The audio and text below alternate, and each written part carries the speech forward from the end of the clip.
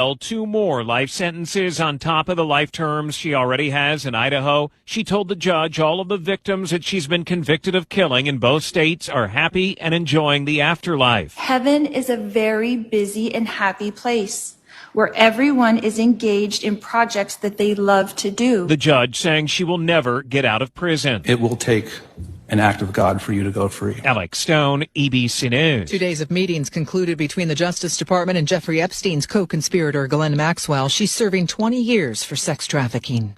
Heat alerts stretching from the southeast to New England today, along with stifling humidity, and water rescues underway in Kansas City, Missouri, after flash flooding. This is ABC News. Outdoor Living Unlimited. WTMJ News Time is 2:31. The father of a school teacher is bound for trial. 43-year-old Jeffrey Rupp now faces 3 felonies, including intentionally selling a dangerous weapon to a minor and contributing to the delinquency of a child. His 15-year-old daughter, Natalie, used one of 2 guns that he legally purchased in the mass shooting at Abundant Life Christian School in December last year. Prosecutors allege that she had easy access to the guns at home and that her father was aware of her mental health issues. 2 people died in the shooting, and 1 teen is still recovering in the hospital. Jessica Gatso, WTMJ News.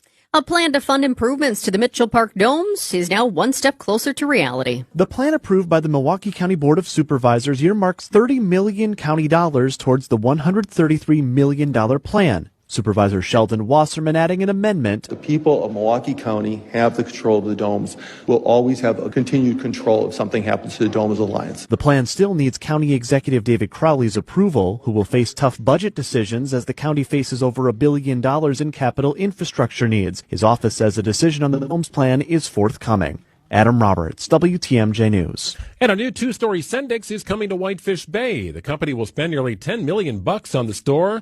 It'll be located near the intersection of East Silver Spring and North Lake Drives. Editor-in-chief of the Milwaukee Business Journal, Timothy Gibbons, tells WTMJ. It's going to have a larger footprint for shopping on the first floor, and the second floor is going to be interesting because in some ways it's a pro-employee sort of move. It's going to be larger workspaces, there's going to be storage up there, so they're kind of getting a lot of bang for their buck. Construction expected to begin in January of 2026. You can hear all about it on Wisconsin's Weekend Morning News coming up on Sunday at 8 o'clock. Weather tonight, going to be kind of muggy, overnight low of 64 degrees. Expect some sun on Saturday. Chance of rain in the morning with a high of 84. With that, we go to Brewers baseball. Rare Friday afternoon game in Milwaukee. And how about that home run derby later on today? That's going to be a blast. Yeah, hang out, enjoy the game here coming up. It's the Brewers and Marlins on WTMJ. Stick around afterwards, the Alumni Home Run Derby. In fact, Dom Catroni.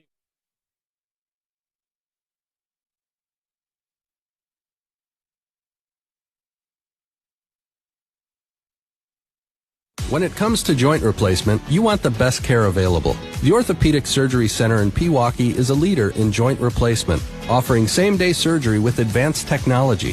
Their team of experts specializes in knee, hip, and shoulder replacements, using the latest techniques to minimize pain and recovery time. The team at Orthopedic Associates of Wisconsin can get you back to what matters, living pain-free. Total joint replacement. There is a difference. Visit orthowisconsin.com. Get ready to say goodbye to those bland seltzers at the ballpark. Carbless is proudly Wisconsin-born, crafted by real people. A husband and wife team who wanted better cocktails in a can. They're locally made and blissfully better. Carbless offers a bold, true cocktail flavor that's made for baseball fans. Available in fan-favorite flavors like lemon lime, black raspberry, cranberry, and mango, bringing the craft cocktail bar to your seat. Refreshment that matches the energy of American Family Field is Carbless. Full of flavor, no sugar, and no carbs. Just game day bliss. 3, 2, 1.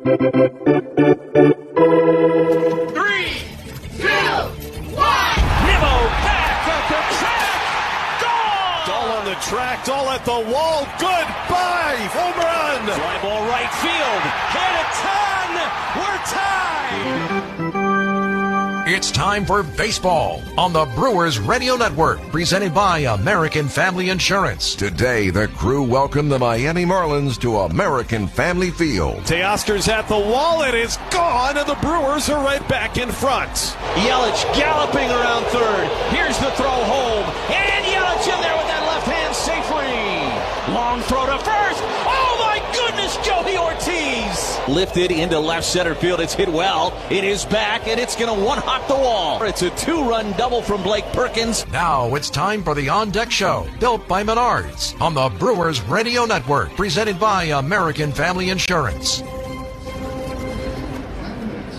Gorgeous day for baseball in Milwaukee, and it's great to have the crew back at home for game number 1 of a 3-game weekend series against the Miami Marlins. Hi, everybody. Jeff Levering with you. Alongside is Lane Grindle, and our producer and engineer is Kent Sommerfeld. Busy day of baseball at the ballpark. Not just the ball game today, but the post-game home run derby with the alumni, too. We'll have it all for you. But first, it's Freddie Peralta making the start for the Brewers. Cal Quantrill, the right-hander, gets the ball for Miami. Crank up the On Deck Show, built by Menards, when we come back on the Brewers Radio Network.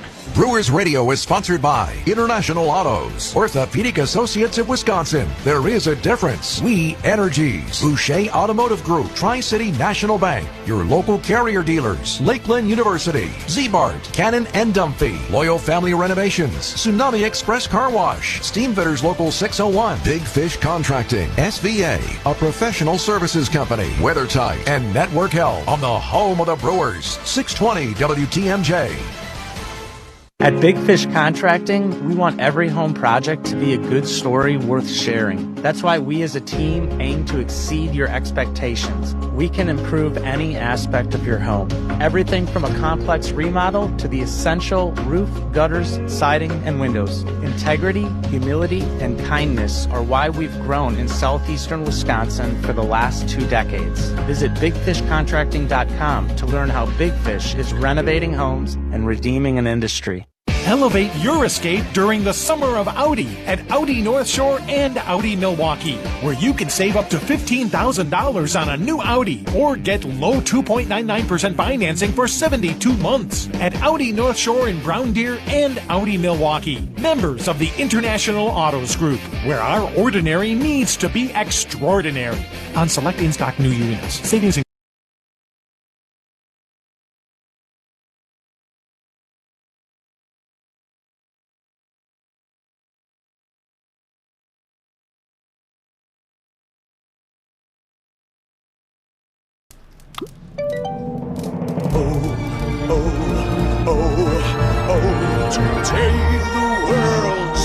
Celebra tú también con Betcris.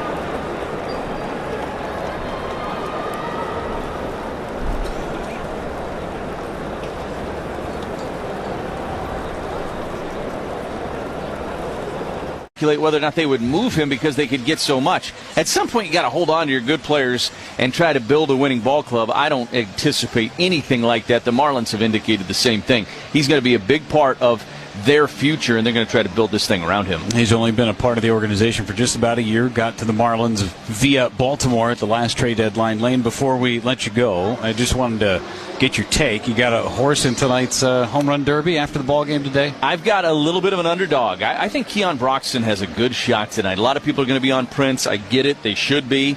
A lot of people are going to be on Ryan Braun.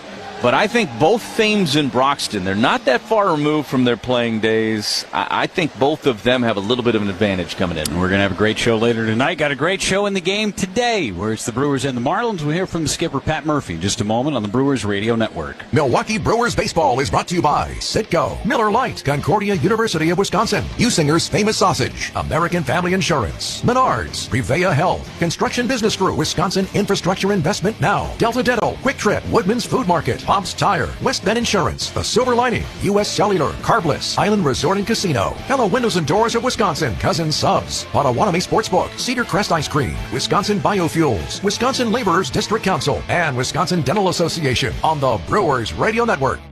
Crew Tuesdays are back on July 29th. Churio sends it deep to left, and there she goes! Catch the Brewers on local TV as they battle the Chicago Cubs. And Yelich launches one deep right center field. Forget about it. Oh, my goodness. Third deck. This edition of Brew Crew Tuesdays is presented by Delta Dental of Wisconsin. Tune in July 29th at 6:40 on Fox 6 in Milwaukee, or check out your local listings to watch the game.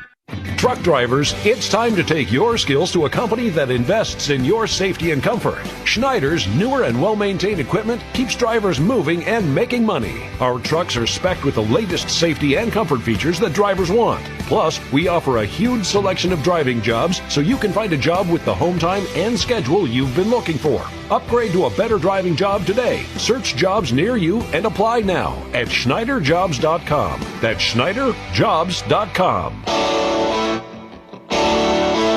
Today's manager interview is brought to you by Concordia University, Wisconsin. Whether you're looking to grow in your current role or enter a new field at Concordia, you'll learn from experts and grow your professional network. Visit cuw.edu to learn more about business, healthcare, teaching, and STEM programs starting soon. Concordia University, live uncommon. On Deck Show, Built by Menards continues.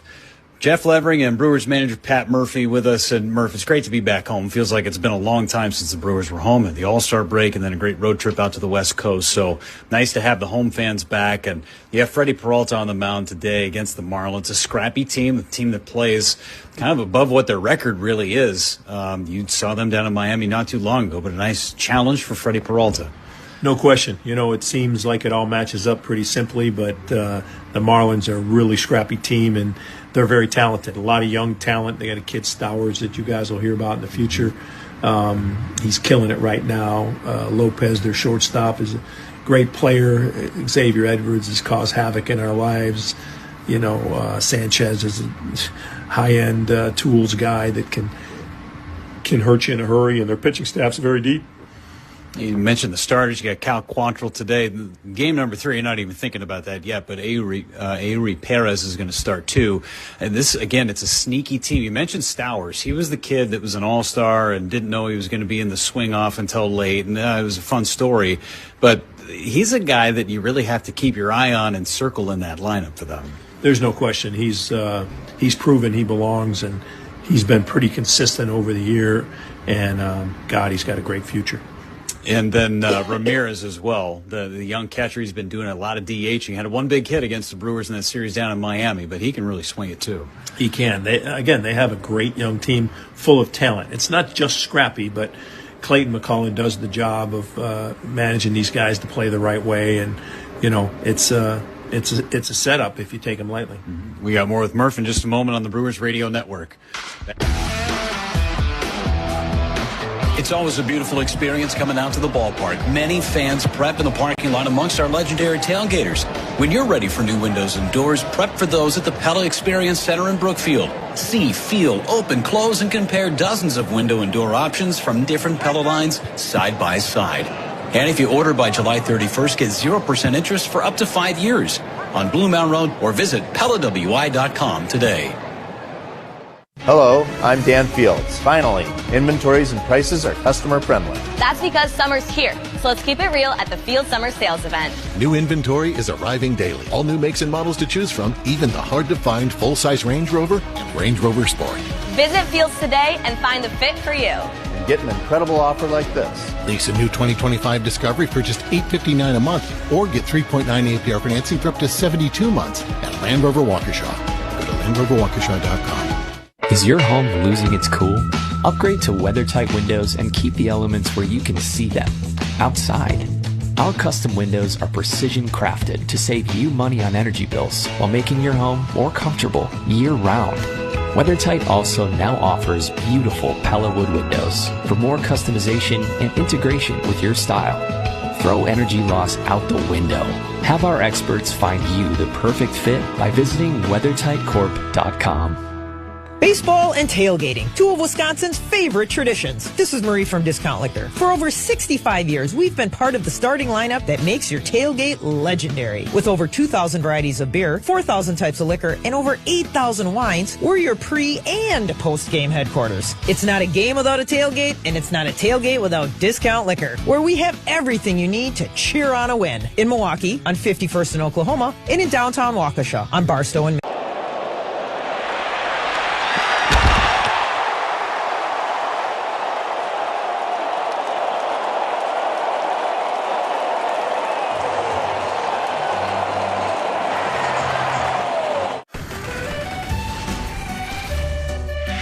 Well, if you look at the infield, they just came out and put, Diamond Dry everywhere except where McKinstry needed it right here. Wonder when he realized he broke his chain. With an all-star bonus, he can get a new one. I don't know what is causing this, but we have seen more bats leave players' hands at the plate this year than I ever remember. Line shot. Got a chance. They counted it, though. They did.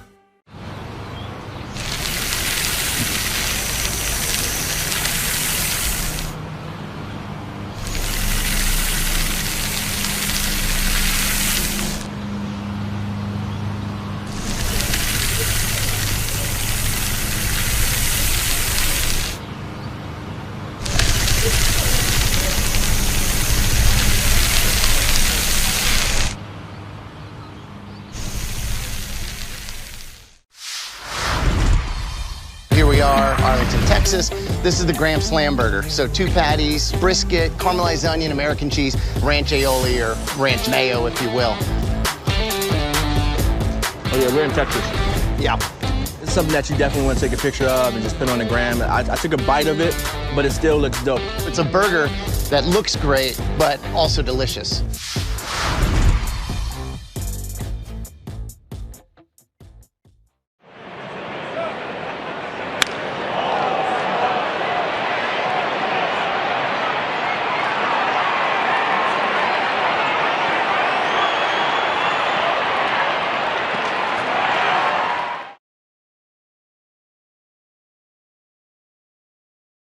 Games early because I know how important it is. His career ended before he wanted it to, and he's a big, strong man, and the one thing he can do is roll that pole. So I think you'll see a lot of homers from him.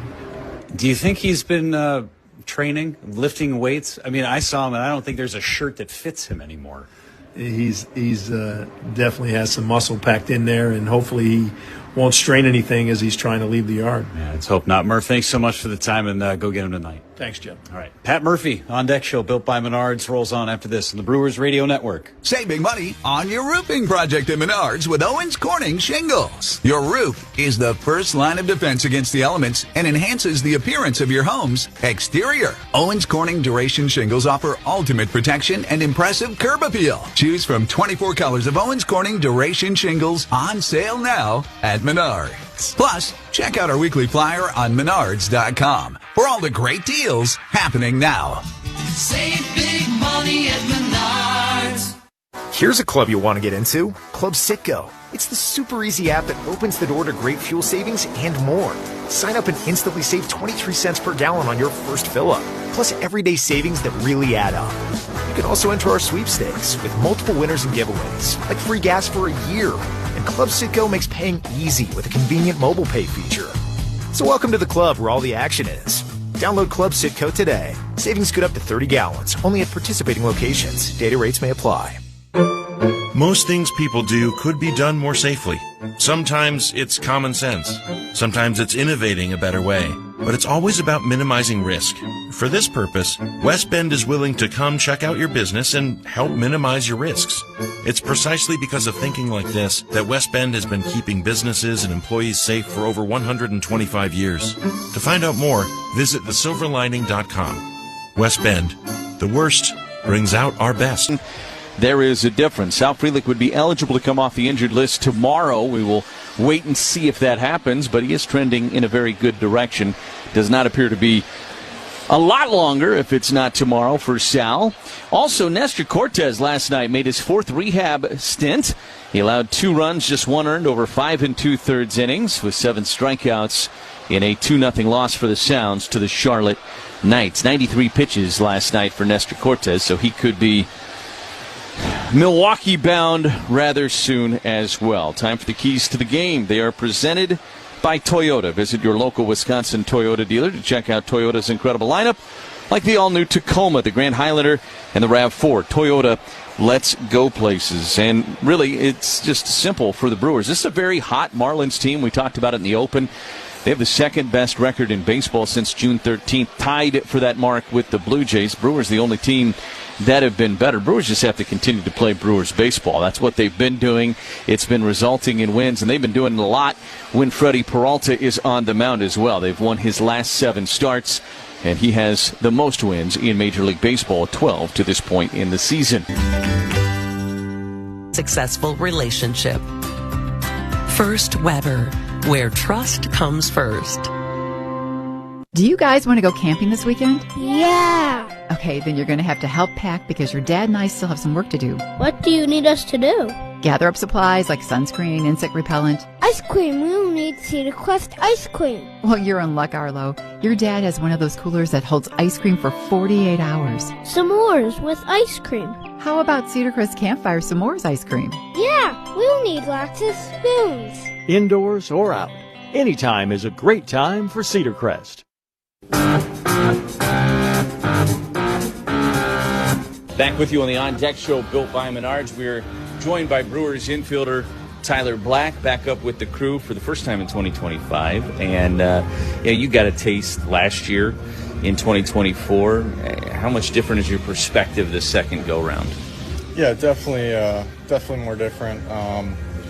Feel a lot more comfortable, kind of know what to expect and kind of what I got to do. And, obviously seeing familiar faces helps too. So definitely more comfortable this go-around for sure. How does it change your approach when you go back down like you did last year and started the year this year? You now know what it's like in the big leagues. You kind of understand maybe what the things are you want to work on. Is it different than when you're climbing the ladder that first time? Absolutely. Every time you just kind of take, what you learned up here and try to apply it down in the minor leagues. And, whether that brings success or not, a lot of the time in the minor leagues, you can kind of be working on stuff that may not translate to success right away. So just kind of staying with the process and everything and knowing deep down what you got to do to be successful up here and bringing that down there is a key, I think, for sure. Defensively, you made a really good pick the other day at first base in Seattle. How much more comfortable have you gotten at first base over the last couple of years? Yeah, I feel much more comfortable. I think the big thing is just experience.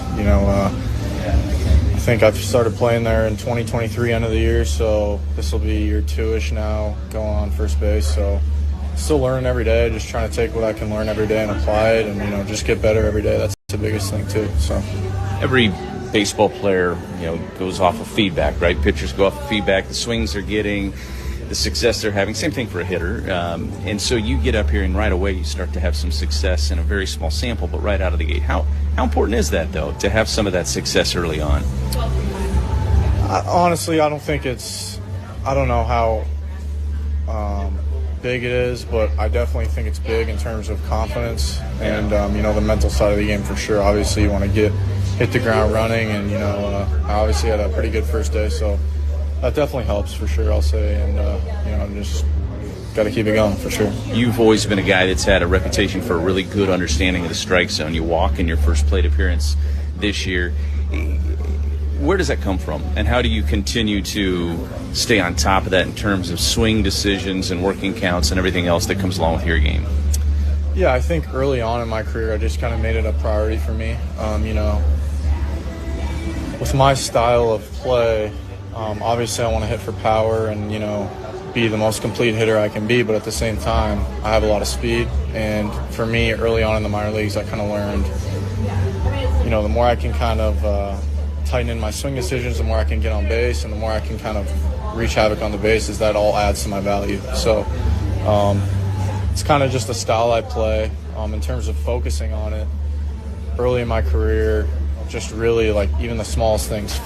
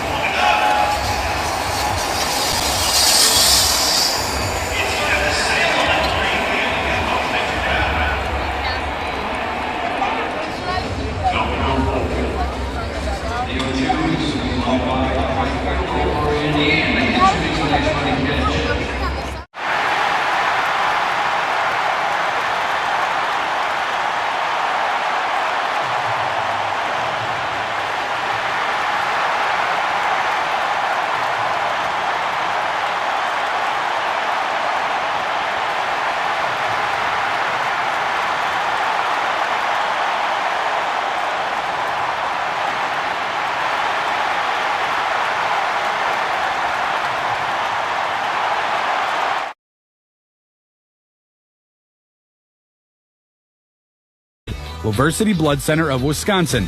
Every donation saves local lives, helping patients right here in Wisconsin. Like a clutch hit in the bottom of the ninth, your blood donation can be the game changer someone desperately needs. Step up to the plate. Schedule your donation today at versity.org because hope is in our blood. Dream of playing baseball in college or the pros? Start with a pros train at Sticks Academy in Waukesha, Wisconsin. With 50,000 square feet of indoor space and over 34 years of professional experience on staff, it's the Milwaukee area's top spot for college baseball and pro development. Since 2014, Sticks has helped produce over 300 college commitments, 90 Division I players, 10 MLB draft picks, and 6 current pros. Tryouts for the 2026 summer season begin July 14th. Register now at stiks.grbacademy.com. Summer bugs have entered the chat, and Tsunami Express Car Wash is leaving them on red. Swing through for a grand slam clean. Find your nearest location today. Tsunami Express Car Wash. Wash, chill, repeat. And before we continue from American Family Field, 10 seconds for station identification. You are listening to the Brewers Radio Network.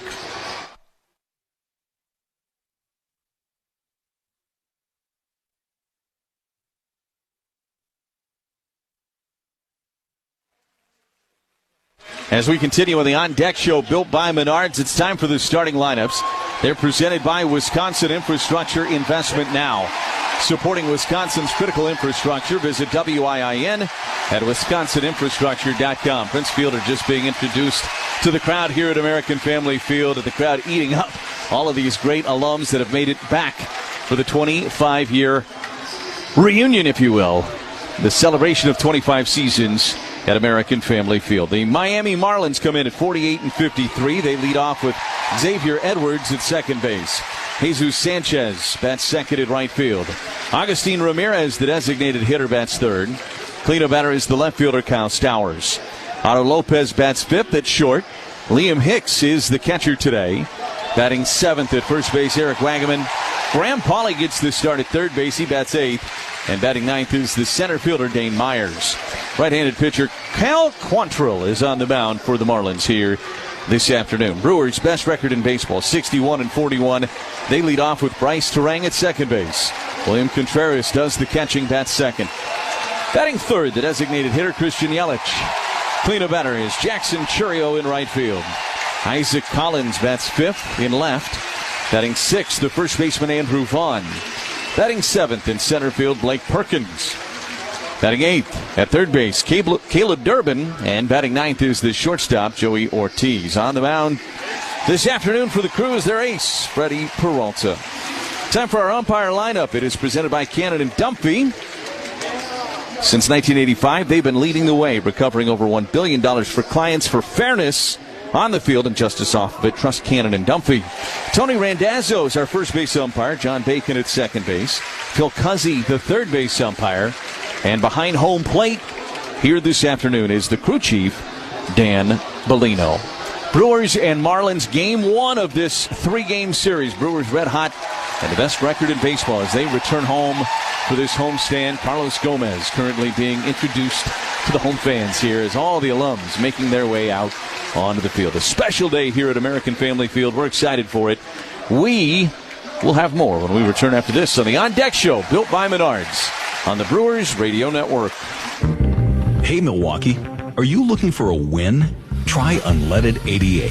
Unleaded 88 is available at lots of Wisconsin gas stations. It's cheaper than regular fuel, and it's better for your engine. Unleaded 88 is grown and produced by Wisconsin farmers. When you fill up with Unleaded 88, you save money.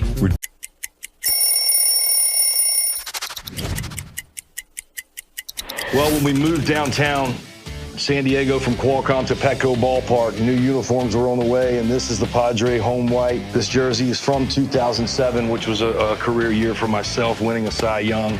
There's some different memories that stand out. One in this uniform against the Braves, where I struck out a Padre record 16, wearing this jersey, trying to make the Padre and the Friar faithful proud.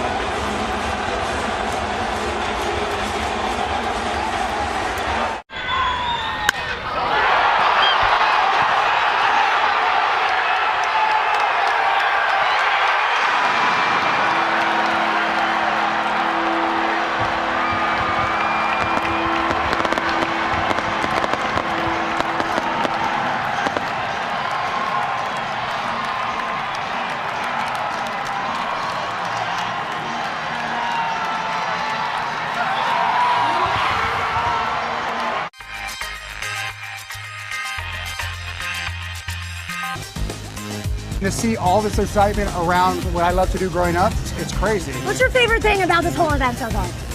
The fusion of sports, entertainment, and cards. Because to me, cards have always been entertainment, and they're getting their just dessert now.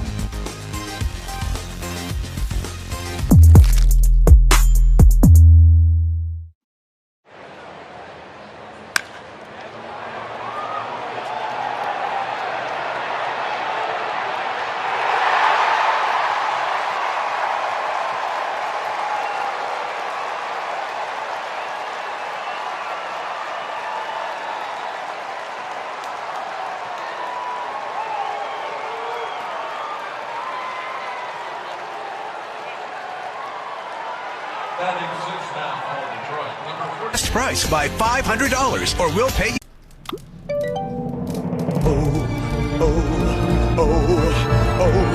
Today the world smiles at Celebra tú también con Betcris.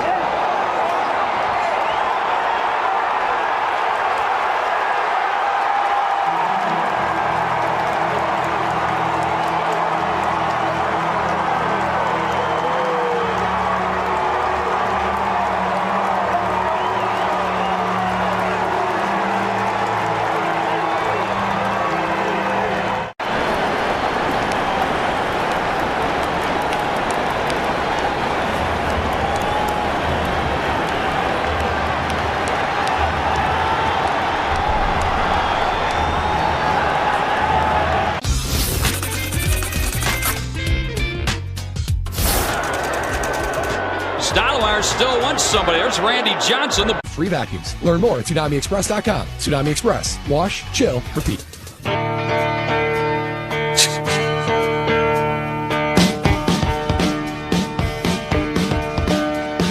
Celebrating 25 seasons of American Family Field here today, and what a sight to see all the alums down on the field at their old positions, standing next to the current Brewers. Really a very cool moment here at American Family Field. As we wrap up the On Deck show built by Menards, and we give you our roof update. It is brought to you by Big Fish Contracting, with decades of experience providing roofing, siding, and windows. Visit bigfishcontracting.com to learn how Big Fish is renovating homes and redeeming an industry. Half open today. We've had that a lot over the course of this summer.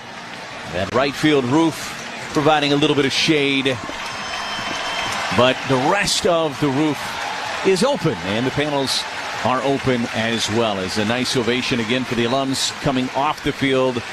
Everybody from Keon Broxton to Jimmy Nelson, Jeff Jenkins, Niger Morgan, go on down the list. A tremendous gathering of some of the greatest Brewers of all time here today at American Family Field. We drive around the league. It is presented by Construction Business Group, Wisconsin operating engineers and trusted contractors, building Wisconsin together. As we take a look at the matchups coming up later on tonight in baseball, Arizona is at Pittsburgh in the NO Central. The Reds hosting the Rays later on tonight, and it's a battle of Chicago at Wright Field on the south side as the White Sox host the Chicago Cubs. St. Louis hosting the Padres later tonight as well. This one, the first game of the day in Major League Baseball here this afternoon. Brewers and Marlins, two of the hottest teams in baseball, starting up this three-game series. With the play-by-play, an alum of 11 years of the Brewers radio broadcast booth, here's Jeff Levering. Am I an alum? Yeah. Because I'm still current. I haven't left. I know, I'm giving you both. Okay. I'm giving you both. All right. I'll take that. You've earned it. I think you've earned it. Thank you, Lane. I appreciate that. You're welcome. And Freddie Peralta getting himself ready to go, looking for a new Rosenbag. And I think William Contreras is looking for some new comms, too.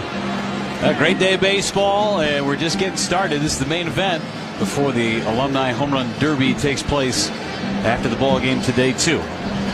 Don't forget, this copyright broadcast is presented by authority of the Milwaukee Brewers Baseball Club. May not be reproduced, retransmitted in any form, and the accounts and descriptions of this game may not be disseminated without the express written consent of the Milwaukee Brewers Baseball Club. This message also brought to you by the Boucher Automotive Group. Visit them today at boucher.com. Freddie Peralta making his first start of the season against Miami. Missed him down in Miami for 4th of July weekend. Was 0-2 against the Marlins a year ago, but an ERA under 3. One of the hotter teams that nobody's talking about around the league. They're 23-12 in their last 35 games since June 13th. Only the Blue Jays have a better record, and the Brewers, of course, at 24-8 since June the 13th. I've never seen this before.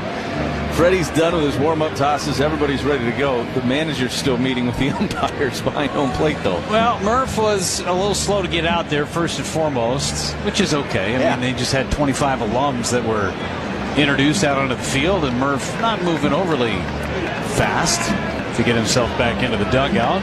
But now he's there, trailed by head of security Randy Olowinski. And now we're all set to go as Xavier Edwards digs into the batter's box. Freddie Peralta's all set.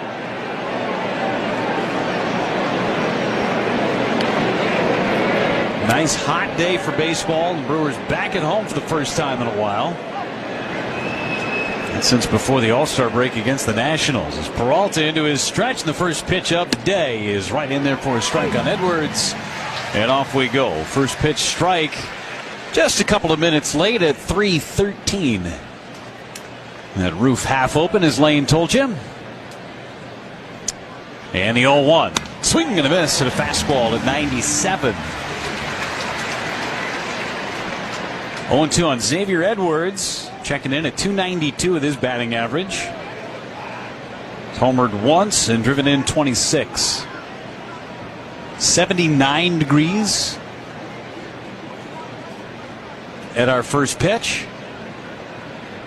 I don't believe that. 0-2 is high. Kent just yelled at me because it's 75, but if you're in the sun, it's probably 79. Feels like 85 to me today. Little muggy.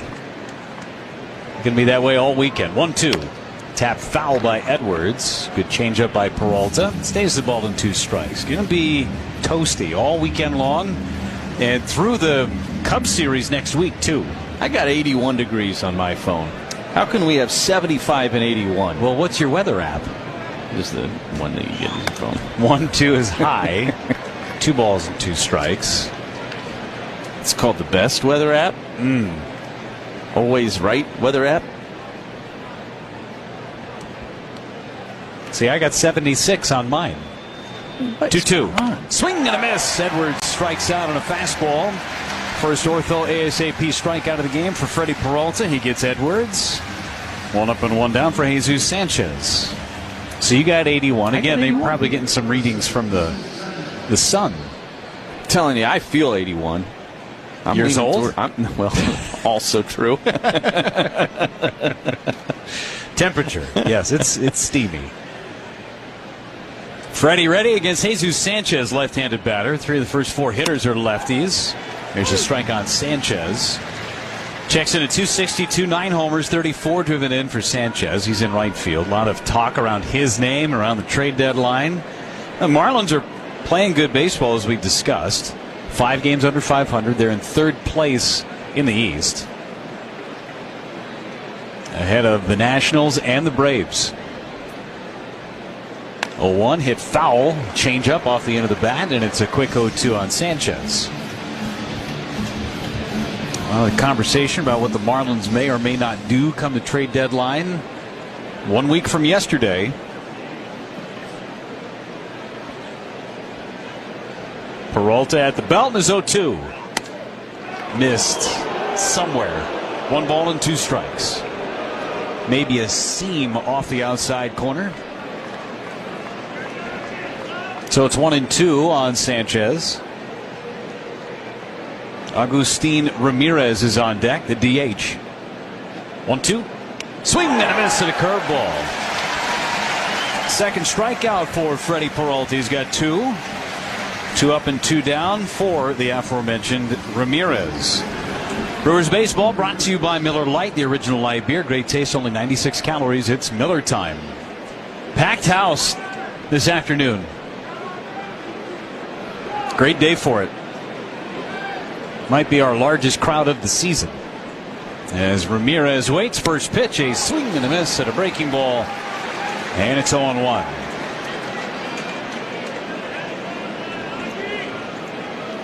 Brewers defensively, it's Collins, Perkins, and Churio left to right in the outfield. Durbin, Ortiz, Turang, and Vaughn. 3rd to 1st on the infield, and Contreras does the catching. 0-1 to Ramirez, right-handed hitter. And a fly ball to center. Back goes Perkins. Still back. Warning track wall. Leaping. And it is off the top of his glove and it stays in play. No, they're going to call it a home run. The third base umpire coming over and saying home run as Perkins got back to the wall. It hit off the top of his glove. And then it looked like it trickled back into the field of play. But the umpires are getting together and saying home run, and Pat Murphy is coming out to chat with Dan Bellino, and we may see a crew chief review on this play. And the other part is, where do you place the runner? And Pat Murphy is going to ask for a crew chief review. This will be a crew chief review of the home run call on the field. The previous play is under review. Just barely squeaked out over the fence, and that's a play that Blake Perkins, we've seen him make time and time again, taking home runs back. But for Blake Perkins, got back to that wall, took a jump, and then he may have brought that ball back from his glove. It was out, and then it was in his glove on top of the fence and then came back into the field of plays. So at no point did that baseball make any contact with anything beyond the barrier. Perkins had it in his glove, and then as he was coming down, it popped out. It stayed on top of the fence and then rolled back into the field of play. So for me, this is not a home run. This should be a double. They could place him at third at a maximum, but this should not be a home run. I'm with you 100%. It's in the glove. He pulls it back. It lands on the top of the yellow padding, but it never hit anything beyond it. And so the fact that it trickled back into play, I think you're right. This is either a double, maybe at worst case scenario a triple. And I know Blake's mad that he didn't catch it, but it still might save a run when it's all said and done. Crew chief review with the folks back in New York. And every replay review brought to you by our friends at Pella Windows and Doors of Wisconsin. For the strongest resilience, you need Pella. Right now, and get 0% interest for up to 5 years if you order by July 31st. That's coming up. Go to PellaWI.com. Here comes the call from Dan Bellino. After review, the ruling on the field is overturned. It is not a home run. The ball remained in play. However, because the defense stopped playing because of the home run call, the runner will be placed at second base. Second base. I thought he was going to say, however, because the defense stopped playing, they were going to allow him to score anyway because of the home run call, and I was starting to get a little nervous. Good luck with this crowd. Yes. If that would have been the call. So the manager for the Marlins, Clayton McCullough, is going to go talk to the home plate umpire, Dan Bellino, mostly about the placement of the runner is my guess. But I think second base is the right position to put Ramirez, just because the defense had essentially given up on everything because of the home run call. So Ramirez is at second base on the double, and it's a great play by Perkins. He saves a run by getting the glove on it. Yes, could he have made the catch? Sure. Would have been a fabulous catch. He's robbed home runs before. He robbed 3 of them a year ago. And Ramirez, instead of a home run, comes up with a double. And Freddie Peralta had a couple of warm-up tosses before he faces Kyle Stowers, one of the hottest hitters in the league. Left-handed batter, Ramirez heads for third, and nobody covering. And Ramirez ends up at third base regardless with a steal.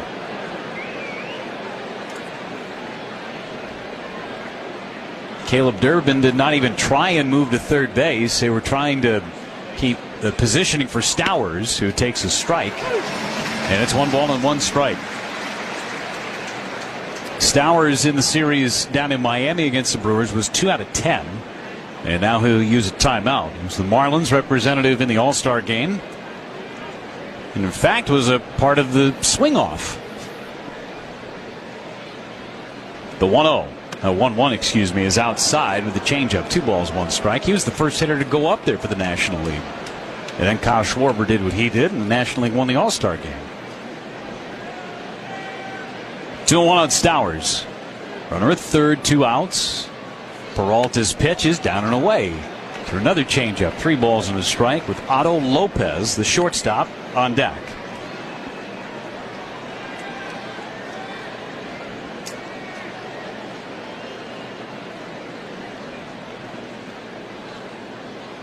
Three-one pitch, fouled away through another changeup. This one ends up in the third deck.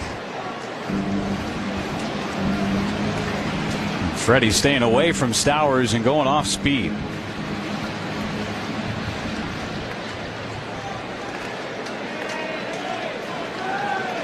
Three and 2 the count. Peralta set at the belt. Here's his pitch. Hit foul. Do it again.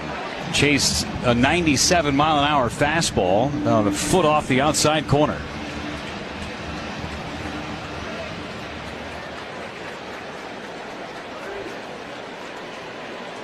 Peralta again ready. The pitch. Check swing. Called for ball 4, and they appealed down at third base. He didn't go. Man, that was a nasty curveball from Freddie Peralta. Certainly could have been a called third strike. The check swing was denied. So runners are on the corners for Lopez. Will be at least a 20-pitch inning for Freddie Peralta with a crew chief review in the mix.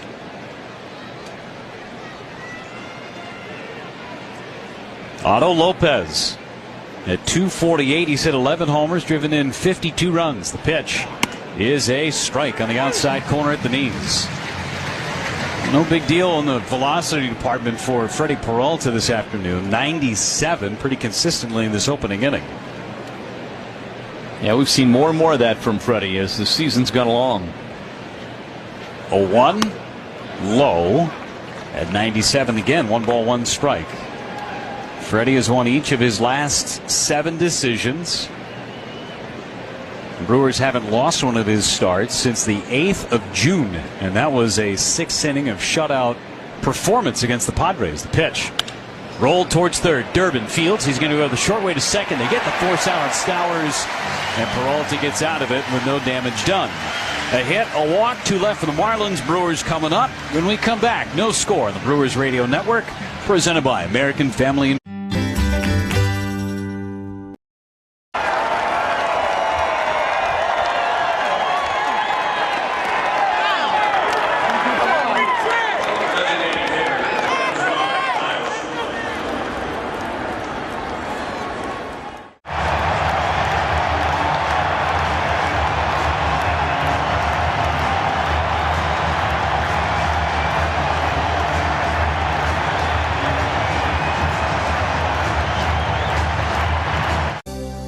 The first inning is brought to you by Lakeland University, your first choice for a flexible, career-focused education on your schedule. Lakeland University, experience it your way.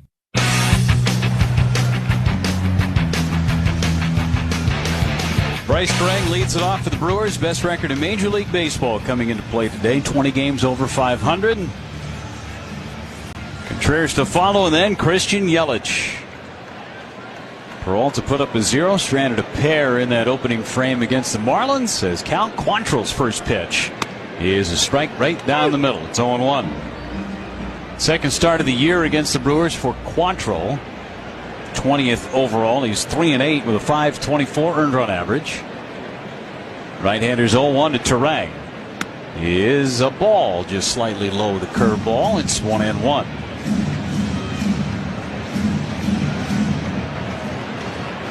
Third start of his career against the Brewers. Right-handers 1-1. Comes back but low, and it's a 2-ball 1-strike count. Turang ended that series in Seattle on a high note, 3 for 5, including a double and a couple of runs batted in, 3 to be exact. 2-1 pitch, and Turang took a strike with a cutter on the outside corner. 2 balls, 2 strikes.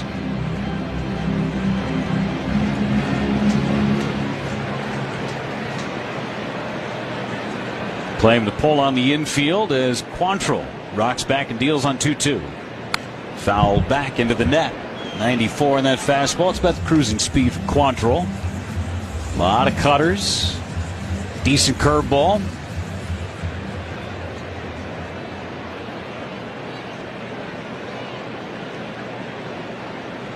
Two pitch to Turang. Hit down the left field line, foul. Covered that fastball up in the zone. Cal Quantrill, the son of former big leaguer Paul Quantrill. Cal went to Stanford.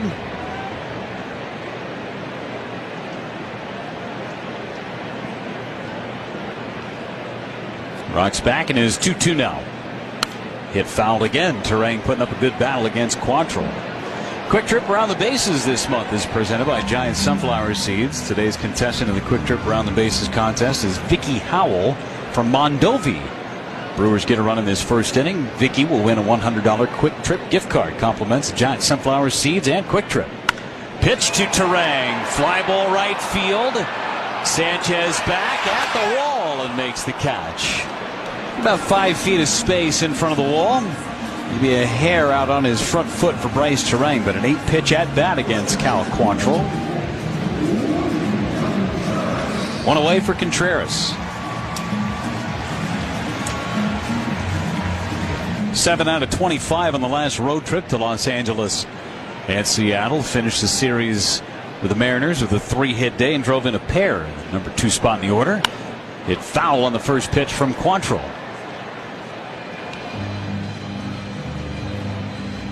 Brewers wearing the home pinstripe jerseys. It's Hall of Fame weekend out in Cooperstown.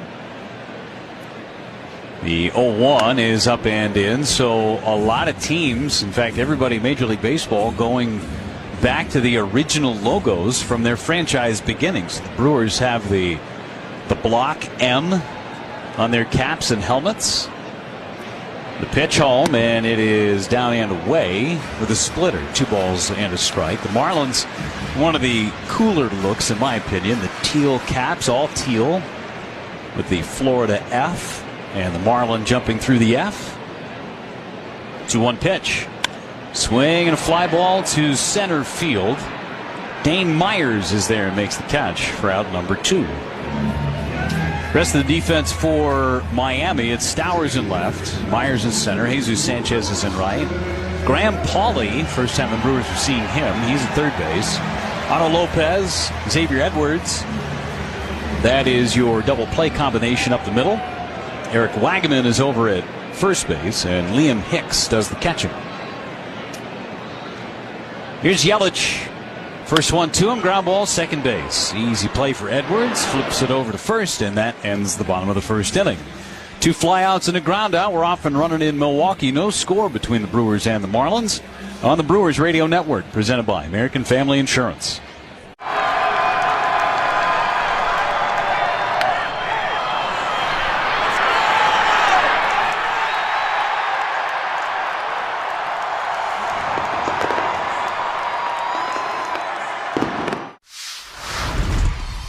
Do you guys make your own brisket here? Yes, we do. We are known by our brisket. Barbecue brisket sandwich. Quality is better than other places, and it looks good. We're ready to eat. We go to an average 500 briskets per game. We hear a lot from our fans. They want to try something with wrap, easy to eat. So we say, well, let's do it like a brisket wrap and an egg roll. That's beautiful. You get the gold medal for culinary brisketry here in Texas. Yes.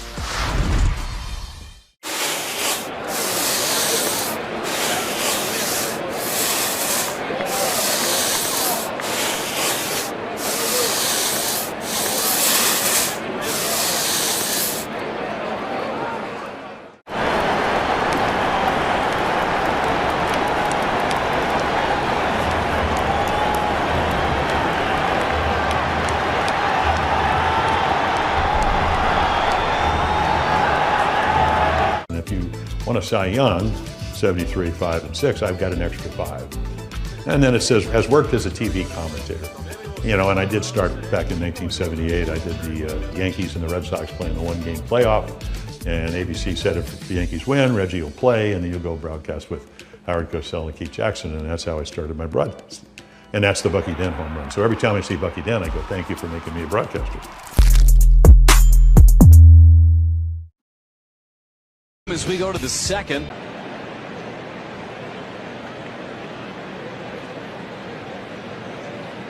Hicks, left-handed batter. Had never played above Double-A until this year. First pitch is low for ball 1 with a changeup. Rule 5 pick by the Marlins from the Tigers system, and they're carrying 3 catchers. And 2 of them are in the lineup today. Ramirez, DH, who had that double. Hicks. We also have Nick Fortes.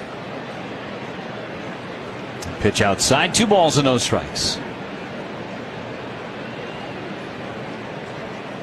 Peralta deals to Hicks. There's a strike. Fastball at 95, and it's 2-1. Hicks was 1 for 4 in that series down in Miami. 1 hit, a double.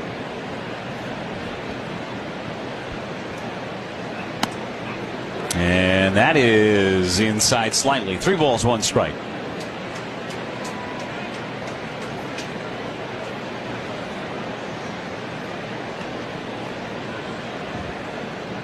Three-one pitch.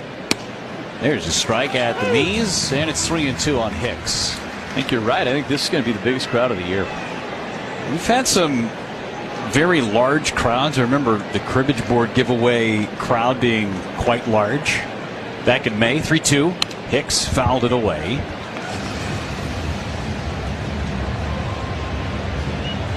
$42,774 is our largest crowd. That was Mizorowski against Skeens. But this one is going to be flirting with that number. 3-2 pitch. Missed high, and Hicks took it for ball 4. Second walk issued by Freddie Peralta. Freddie, in his last appearance, came on that road trip in Los Angeles. Only went 5 innings, gave up 4 runs on 5 hits, walked 3, and struck out 4. It's the first time he had walked more than 2 batters in his start since his last loss. That was June 3rd against the Reds. Leadoff walk sets the stage for Wagaman. First pitch to him is a strike on the inside corner, and it's 0-1. Wagaman with 5 home runs. He's driven in 33 on the season. 234 with his average. Pitch to him, a fly ball in the left center. Back goes Perkins. He's got room on the warning track. Back to tag is Hicks. Perkins fires into second base. Hicks puts on the brakes.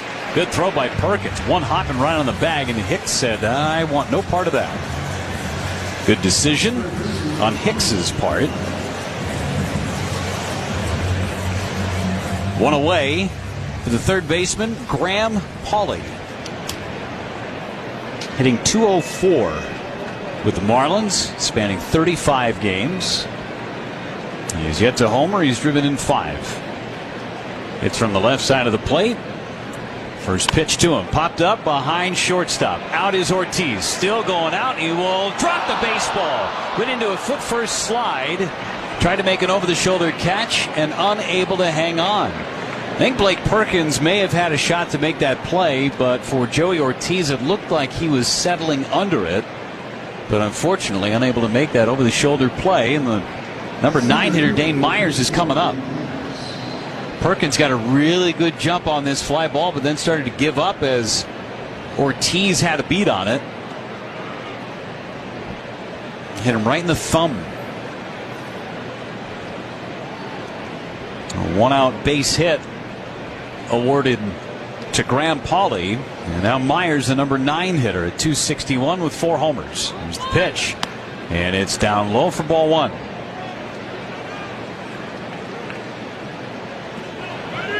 Myers was 2 for 14 in the series against the Brewers in Miami. He's in a stretch where he's 1 for his last 20. The pitch is a strike at the knees. Didn't have to be, but it was called a strike. It's 1-1. Very similar location to that walk to Stowers back in the first inning on the curveball. 2 on with 1 out for Freddie Peralta. The pitch is a strike. 1-2. His next delivery will be the 35th pitch for Freddie Peralta in the game. Top of the lineup looming for Miami.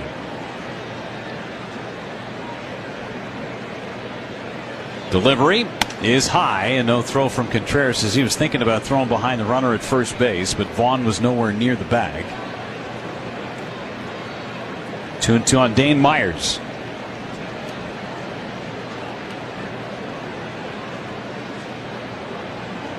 Peralta throws to the plate, and a ground ball hit towards short. Ortiz fields. He's going to go to second and get the force out there.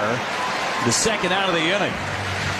Thought maybe he would try and go to third since his momentum was going in that direction, but instead pivoted and then threw a strike over to Terang covering the bag at second. And they got the force out on Pauley. No chance to turn 2 with Myers' speed, but at least you get 1. High degree of difficulty on that decision and play from Joey Ortiz. He is playing that position at a different level right now. And we had an up-close look at another guy who's a potential Gold Glove winner, J.P. Crawford in Seattle, who had a really tough series, especially on Wednesday. And to see what Joey Ortiz has been able to do, that road trip was fantastic for Ortiz defensively. Edwards at the plate. First one from Freddie. Swing and a foul tip for strike 1. It wasn't just the plays that he made, it was the spots in which he made them too. Some big moments when the Brewers needed him to flash those defensive skills. Sealed the shutout in Los Angeles with a great play coming in. Time and time again, going to his left, going to his right, making the big plays.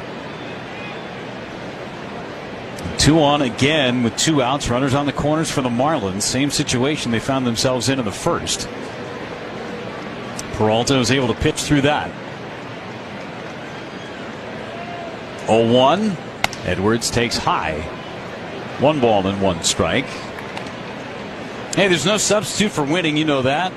Pine River has won several awards for their great tasting cheese spreads. Try them out with your favorite cracker or even your favorite Usinger sausage. Add some Cedar Crest ice cream for dessert. Call it a perfect day in Wisconsin. 1-1. Edwards fouls it back just to our left. And it's 1-2.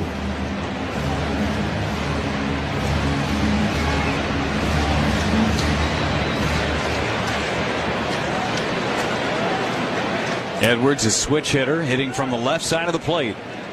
Peralta on 1-2 deals. Missed outside with a changeup. 2 balls, 2 strikes. And Freddie Peralta confirming with the home plate umpire, Dan Bellino, on yes, indeed it was a 2-ball, 2-strike count. Freddie steps off for a disengagement. He's got Hicks, the runner at third, and Dane Myers, the runner at first.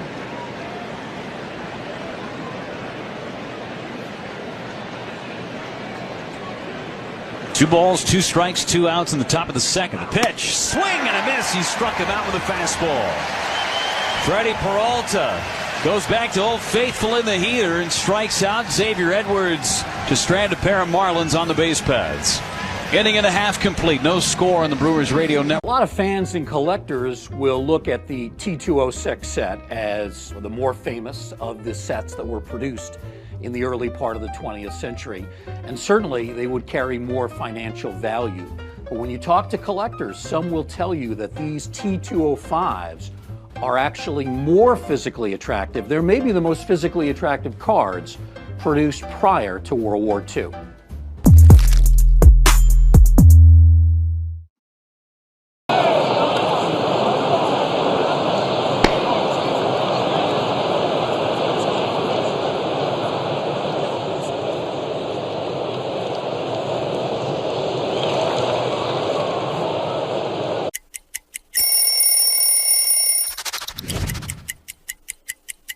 This is a good one right here. The Padres. Little pinstripe unis. We would wear these every Thursday. When I kept it, I wanted to keep it all dirty. I always felt like if you didn't get dirty in a baseball game, you kind of didn't really play that day. So I had my pine tar there, a little dirt in the front side of it, but the brown and orange, really cool cleats. All the fans really enjoyed it as much as the players did.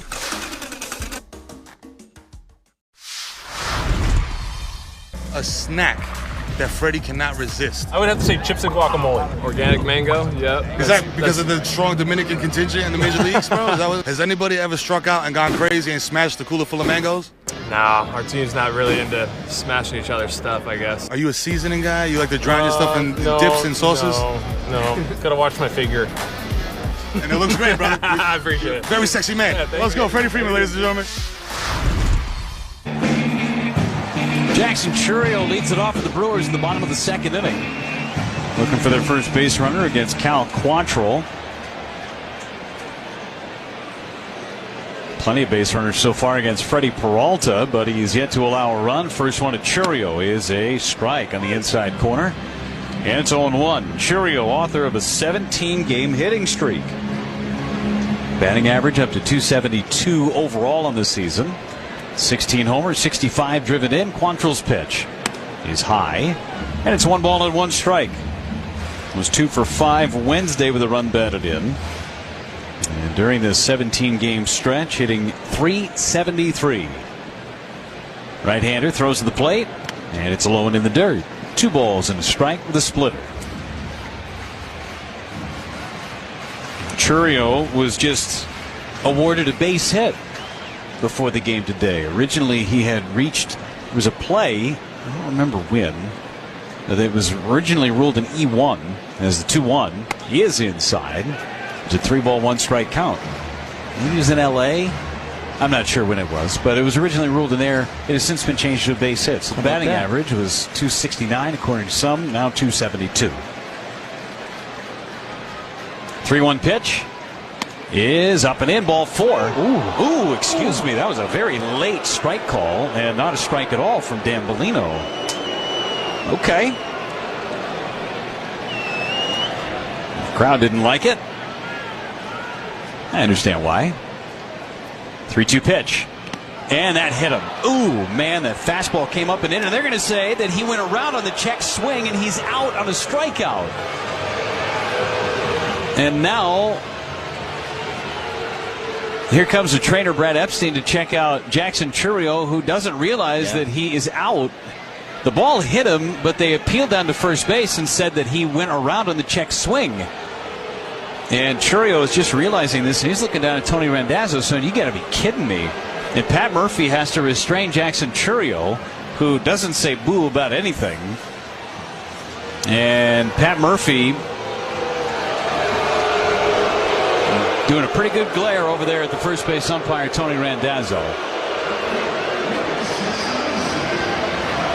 I have to see what transpired here on the check swing. He was trying to get out of the way. It ended up hitting him. But if you offer too much, it's a strike. And they had to see a replay of it, unfortunately. But it's a strikeout for Jackson Chourio. And the pitch to Collins misses high. 1 ball, no strikes. Well, a quick reminder from your friends at Schneider and their professional truck drivers: always keep a safe distance between you and the vehicle in front of you. Did they just show it? I just pulled it up. That 1-0 to Collins. Collins takes a strike up around his shoulders, and this crowd is starting to get rather restless. Oh, looking over at Lane's computer, yeah, that's a bad call.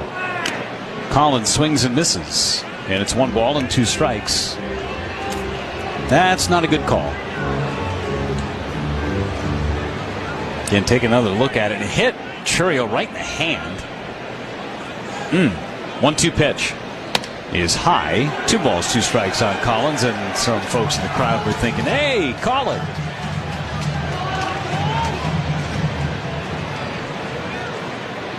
Two and 2. Collins waits.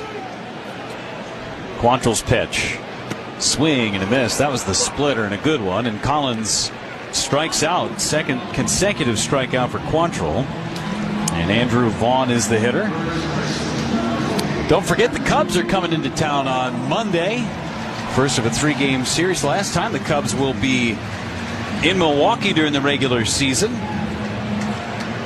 Don't miss an opportunity to check out Cubs and Brewers. Get your seats, brewers.com/tickets. Andrew Vaughn, 3 out of 17 on the last road trip, takes a strike. He enjoyed, and that high strike on Vaughn. Pardon my laughter.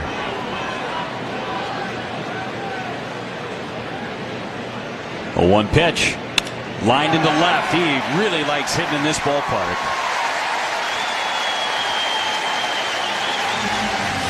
So Andrew Vaughn gets a base hit to extend the inning. First hit, first base runner of the game for the Brewers.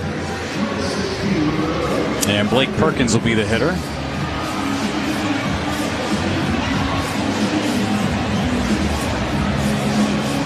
Perkins was 1 for 8 in the Mariners series, including a 2-run double. It was on Wednesday. Pitch to Perkins is a strike at the top of the zone. Take notes if you're Freddie Peralta. The top of the zone is open for business. And Dan Bellino may have a reservation later tonight. Maybe he's going to see the comedy show over at Fiserv Forum, Nate Bargatze. The 0-1, swing and foul. And it's 0-2. Nate threw out a first pitch today. Nate Bargatze. He did well. He threw first pitch. He did. Strike. J.J. Watt also threw a first pitch. Milwaukee's finest, former Badger. I wouldn't say finest. That's Randy Olowinski. But J.J. Watt did throw out that first pitch.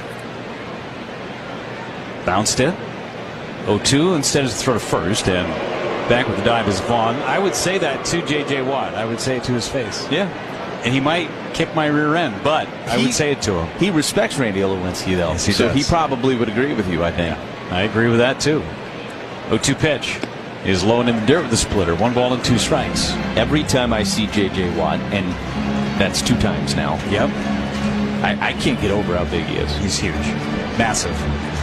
Speaking of massive, they had the alums standing at different positions. And Prince Fielder and Eric Thames were sandwiched around Andrew Vaughn. Those 2 gentlemen are still large. Home run derby participants. Pitch to Perkins. A swing and a miss. The splitter off the plate away. And it's 3 strikeouts in the inning for Cal Quantrill. Not without some controversy, but we go to the 3rd inning. A 0-0. A lot of baseball fans have some familiarity with the T206 American Tobacco card set. Of course, features the famous Hannes Wagner card. What we have here are 3 cards from the lesser-known T205 set, which really was a successor to T206. T206 came out in 1909. These 3 cards, as part of the T205 set, came out in 1911.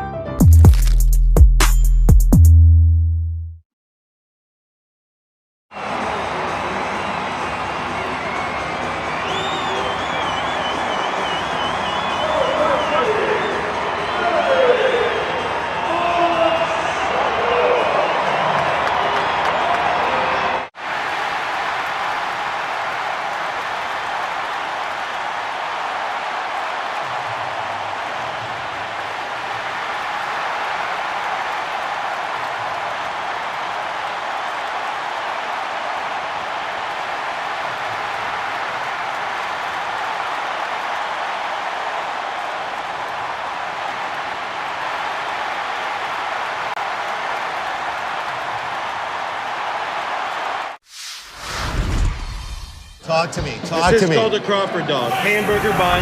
Yes. 2 split top Angus beef hot dogs griddled on the skillet, on the plancha. And then we do a bacon onion jam with Crawford Bock beer. Pick it up like a burger. Pick it up like a burger and you just go in, man. Let's go to town. Dude. Oh, best hot dog I've ever had. Best hot dog I've ever had. I love this, man. This is how I grew up eating hot dogs.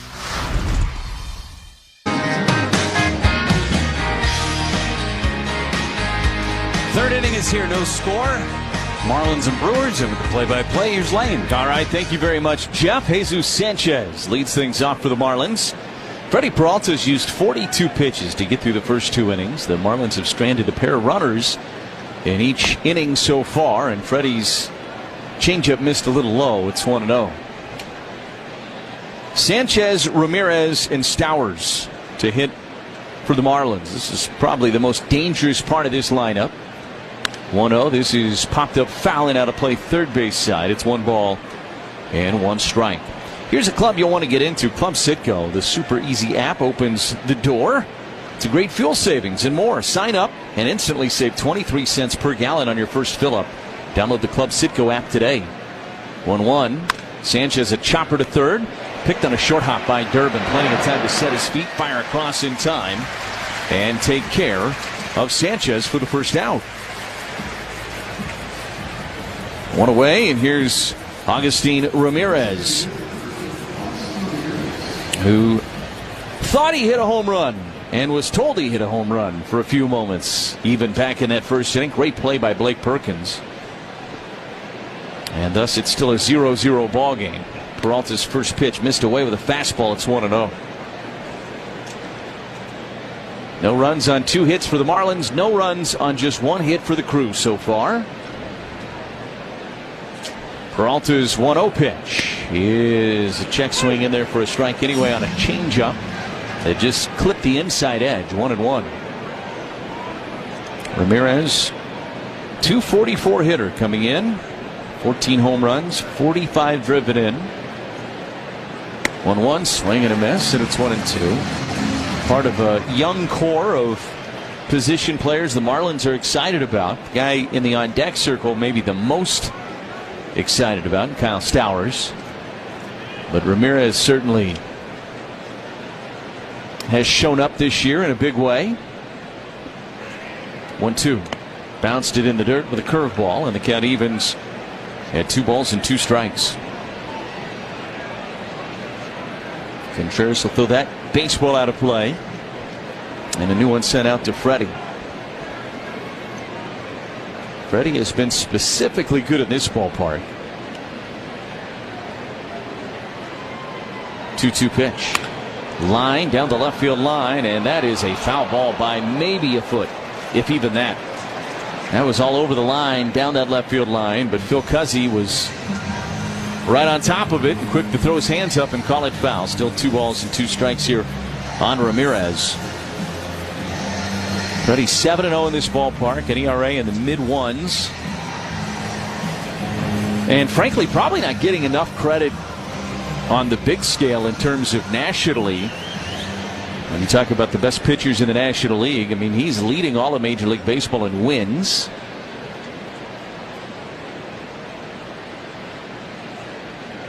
Two-two pitch. Swing and a miss. Struck him out with a changeup up and in. Ramirez down on strikes with an Ortho ASAP strikeout. Start healing faster with Ortho ASAP. Meet with a specialist today. Learn more at orthowisconsin.com. Granted, wins not valued the same way they used to be in some of the awards, specifically the Cy Young, but still to have 12 wins at this juncture. First pitch to Stowers is outside. It's 1-0. And an ERA at 2.85 coming in. Probably on that short list at least. Most people are going to look at Paul Skeens, of course. 1-0 is popped up foul and out of play. 1 ball and 1 strike. Freddie certainly has put himself in position if he does what he normally does, and that is have a great second half. He's going to show up on a lot of ballots somewhere on that ballot. He's earned that much for sure.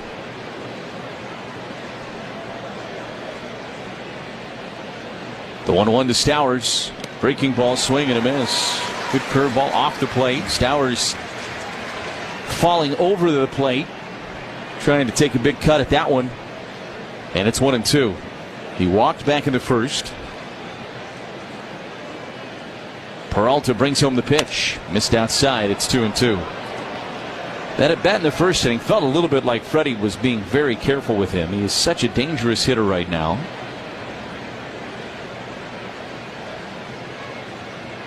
Two-two pitch. Hit in the air. Left center field. It's going to push Collins back onto the warning track at the wall. It is gone. Change up, down and away, and he sent it out to the Brewers bullpen, and the Marlins on the board on Stowers' 23rd home run of the season. He has been one of the hottest hitters in baseball over the last 2 or 3 weeks, and it continues here today at American Family Field. 13th home run for him, Lane, since the 22nd of June. What a trade that was for the Marlins. This is the Trevor Rogers trade. And they got Kyle Stowers back and then some in that deal. And now here's Otto Lopez. Lopez, the fielder's choice back in the first inning. And a liner out to left. Collins coming in, goes into a dive. He can't come up with it. It's under his glove. It'll trickle into the corner. Lopez will put the brakes on at second base. And it'll be a double for Otto Lopez. Collins gave a great effort on that one and went into a dive at the last second. Couldn't come up with it. It was not hit hard. And it was dying quickly in shallow left, closer to the line. And we've told you so much this year about Collins and that first step and how good he is in that regard. And he did everything he could and almost came up with it, just a little bit shy. And now it's a 2-out base runner at second base with Liam Hicks coming to the plate. And let's pause 10 seconds for station ID on the Brewers Radio Network.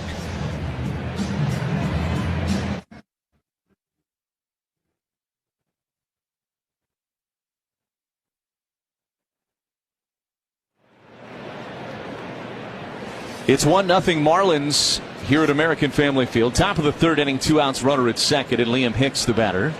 First pitch to Hicks is a little low with a changeup, and it's 1-0 with Jeff Levering and Kent Sommerfeld. Lane Grindle with you here this afternoon. Game 1 of this 3-game series. Brewers will play from behind here today.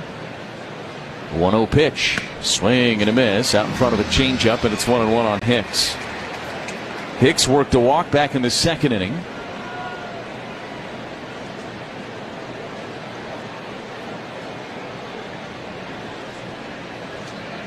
as Peralta looks in. Contreras had gone out and visited Peralta before this batter, a Potawatomi Sportsbook trip to the mound. The 1-1, it hit him. So a hit batter on a fastball that missed in. And so 2 quick outs for Freddie here in the third. Then he gives up a 2-strike home run to Stowers. Lopez with the double, and now a hit batter, and it's first and second and 2 outs. And Freddie will try to keep this inning under control and just surrender the solo home run, but he's going to face Eric Wagaman here with a couple of ducks on the pond for the Marlins. Wagaman flied out to center back in the second inning. He's 0 for 1 today. Peralta looks back at second, and the first pitch to Wagaman. He is in there with a strike on a slider, and it's 0-1.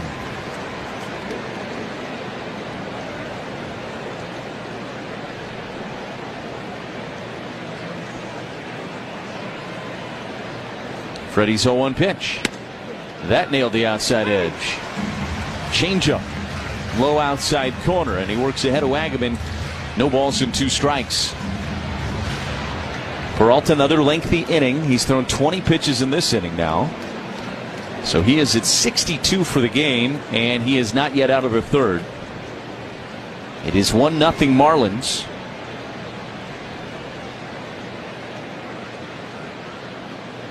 Peralta out of the stretch.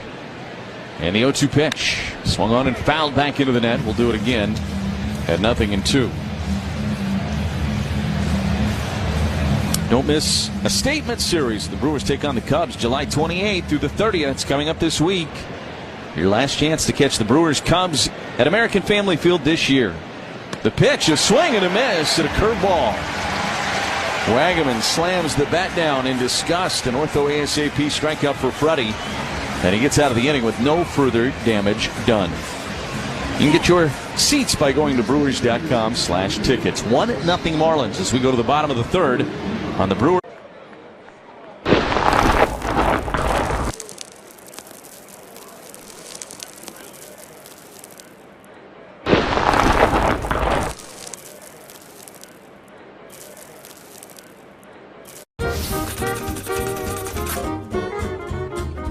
Guess who that is? Roger McDowell. Check him out. He has his uniform on upside down with the shoes on the hand, and it looks like he's walking on his hands. Has his cap hanging down. That's supposed to be his head. Well, the Mets really trying to turn it around. They do, however, trail in this ball game 4-0. I love that.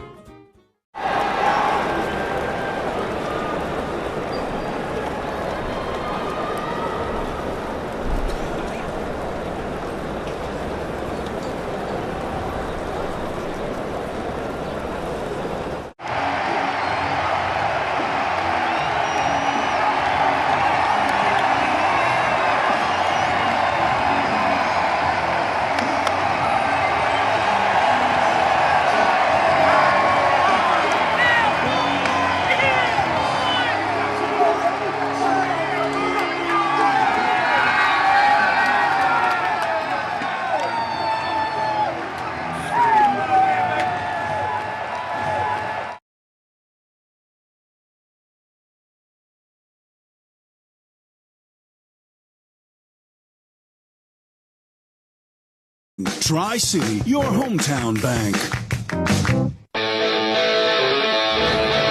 It is 1-0 Marlins as we go to the bottom of the third inning, and it's Durbin, Ortiz, then back to the top of the order for the Crew against Cal Quantrill. First pitch to Durbin is a little high with a cut fastball. It's 1-0. Solo home run from Kyle Stowers in the top of the third. The difference in this one so far, pitch is a strike with a sinker at the very bottom of the zone. It's 1-1.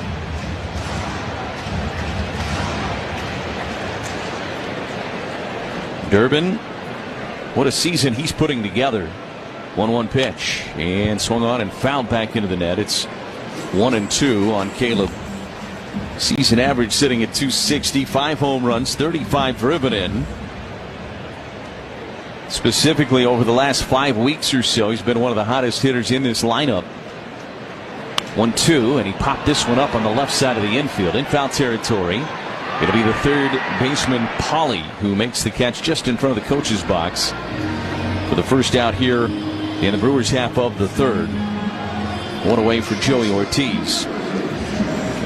No dental insurance, but you need dental care? Well, the new Wisconsin Dental Association Dental Savings Club can save you up to 55% from a statewide network of trusted WDA dentists. Join at WDAclub.com. Here's the pitch to Ortiz, and he swings on it and fouls it back our way. And out of play, it's 0-1. Cal Quantrill, his 20th start of the year here today.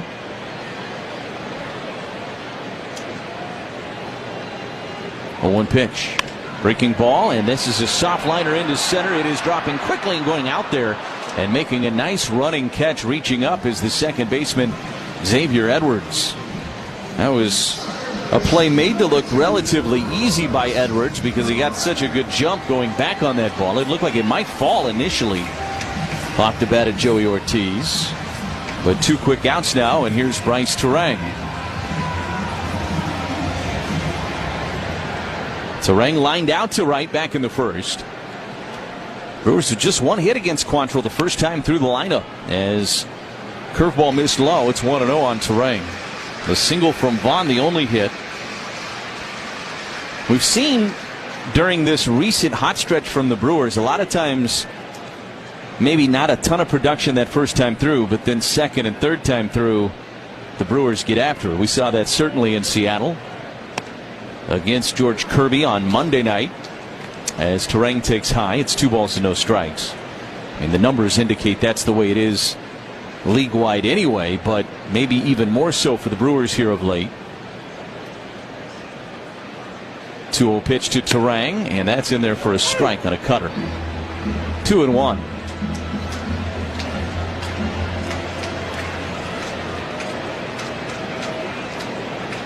Two outs and nobody on here in the bottom of the third. Quantrill out of the windup. The 2-1 pitch, and this is line to left. It's going to carry out though to the left fielder Stowers, who makes the catch, and the inning is over. A couple of lineouts in this game so far for Bryce Turang. Brewers retired in order. We go to the fourth. 1-0 Marlins on the Brewers Radio Network, presented by American Family Insurance. In baseball, players spend time in the minors before making it. That's not the case with union construction trades like the operating engineers. As a union apprentice, you earn good money while you learn a trade. And graduates from union apprenticeship programs earn 41% more than their non-union counterparts. They even earn more than a typical worker with a master's degree. So if you are ready to earn big league bucks, go to join139.com to learn more. Batter up? All right, step up to the plate. It's Quick Trip's Around the Bases contest, presented by Giant Snacks. Stop by your neighborhood Quick Trip, purchase any Giant sunflower seeds with Quick Rewards, and boom, you're in. If you're selected and the Brewers score in the first inning, you'll get a $100 Quick Trip gift card. Get all the details at quicktrip.com/sweepstakes. No purchase necessary. Quick Trip and Giant, proud partners of the Brewers Radio Network. What's on Tap? Brought to you by Miller Lite, the original light beer. Rooting for the Brew Crew because we're from Milwaukee too. Tastes like Miller time. Bring the family to the Brewers game August 10th for Sesame Street Day. Celebrate the iconic children's series all around the ballpark and bring home a Big Bird Brewers bottle with a special theme night ticket. Get yours at brewers.com/theme nights. Milwaukee Brewers baseball and Miller Lite. Carbless, a proud partner of the Milwaukee Brewers. Premium, ready-to-drink cocktails. 0 carbs, 0 sugar, 0 gluten. At the ballpark or your local grocery store. Carbless. Less is more. It is 1-0 Marlins as we go to the fourth inning here at American Family Field. Freddie Peralta to face 8-9-1 for the Marlins. Pauly, Myers, and then Edwards to hit for Miami here in the fourth. First pitch to Pauly is touch outside with a changeup. It's 1-0. Pauly reached on what was essentially an Little flare into shallow left center. That dropped off the glove of Joey Ortiz, going back on it. Back in the second inning. 1-0 pitch is in there for a strike, and it's 1-1. Big crowd here today.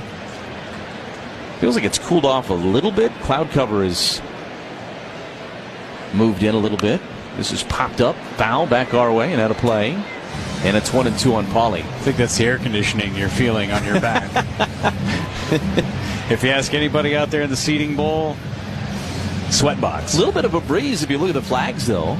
Yeah. We don't get as much of the breeze in the bowl, though, here as you do maybe some other ballparks. 1-2 strikes on Pauly. Peralta brings home the pitch, and curveball missed outside. It's 2-2. Yeah, maybe during the 5th and 6th, I'll go, check out the different areas of the ballpark and see which one is the most pleasant with the heat. Here's a swing and a foul back. Got another curveball, and hit it back into the net. You're going to do some market research for us, huh? Yeah. Okay. I look forward to reading that TPS report. It'll be filed by the 6th. 2-2 pitch. Fouled back again. That was a fastball that time at 95. He got a piece of it. And stays alive at 2 balls and 2 strikes. It was down on the field before the game. Swing and a miss. He got him with a curveball.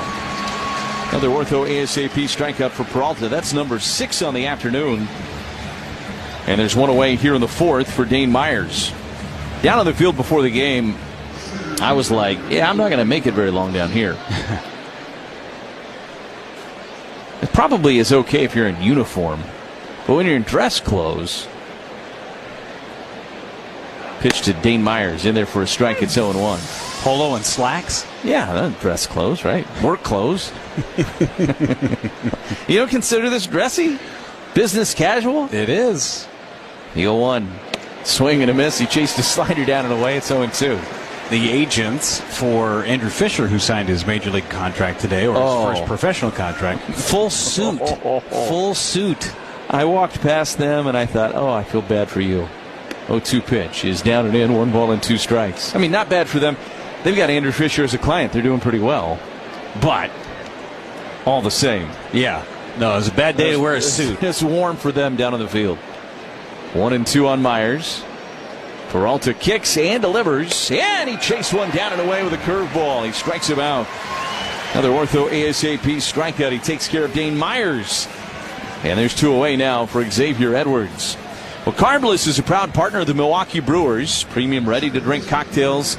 0 carbs, sugar, or gluten. Find it at the ballpark or at your local grocery store. Carbless. Less is more.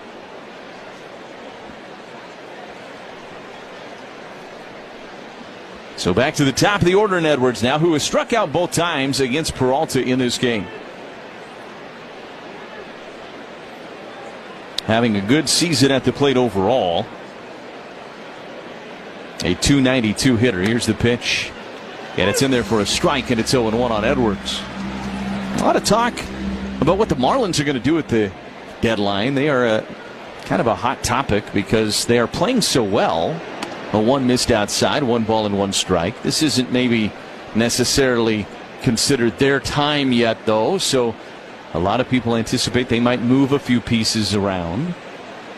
And Edwards, one of those names that's popping up on some radars. Pitch just missed outside on a check swing on a curveball.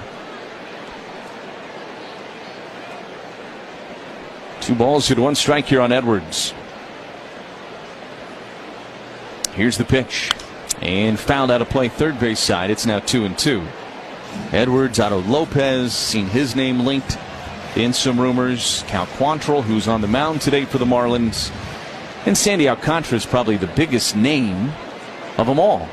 2-2. Swing and a miss. Got him with a curveball.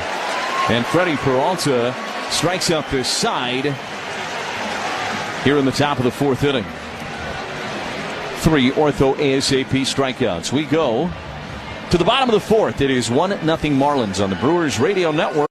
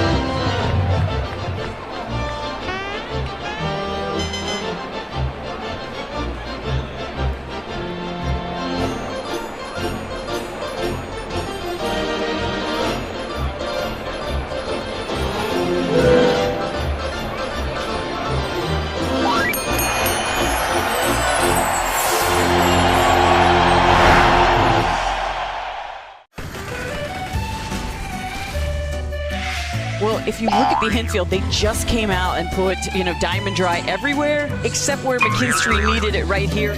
Wonder when he realized he broke his chain. With an all-star bonus, he can get a new one. I don't know what is causing this, but we have seen more bats leave players' hands at the plate this year than I ever remember. You're near a line shot. Got a chance. They counted it, though. They did.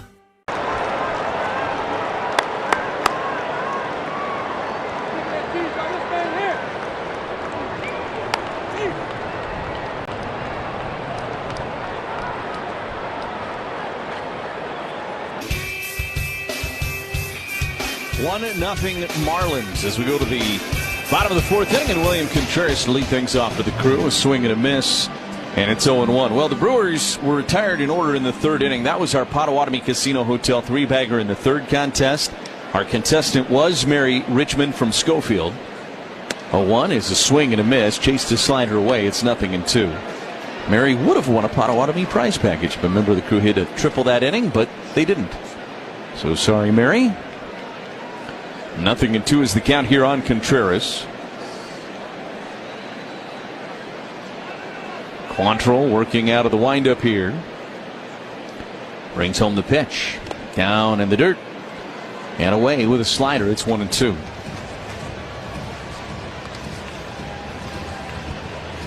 Difference in this one, a solo home run by Kyle Stowers.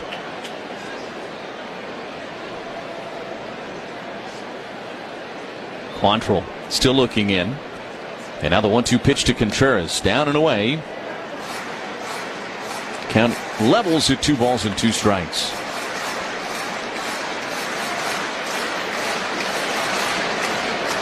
Quantrill's been a tough customer so far.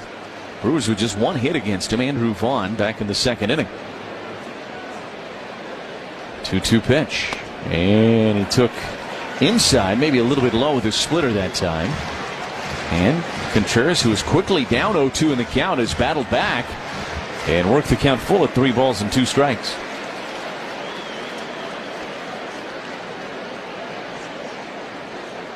Quantrill's 3-2 pitch. It's a hard hit ground ball. 1 hops. Otto Lopez, the shortstop, throws to first and retires Contreras for the first out of the fourth. 1 away now for Christian Yelich. Well, Lieutenant Colonel Scott Lee Byrne of the U.S. Air Force was honored earlier today on the first base dugout. 36 years in the U.S. Air Force for Lieutenant Colonel LeBurn. Always a great moment when we honor our veterans and our service members here at American Family Field as Yelich takes up and away 1-0. And a reminder that retired veterans can turn to Network Health for affordable and reliable health plans tailored to fit your needs. 1 ball and no strikes on Yelich. Quantrill's pitch. And it's a broken bat. 1 hopper behind the bag at second. Played by Lopez. Throws to first. And it's another 6-3 ground out. And there's 2 away now for Jackson Chourio. Find the coverage you need and the health plan experience you want with Network Health. Learn more at networkhealth.com/veterans.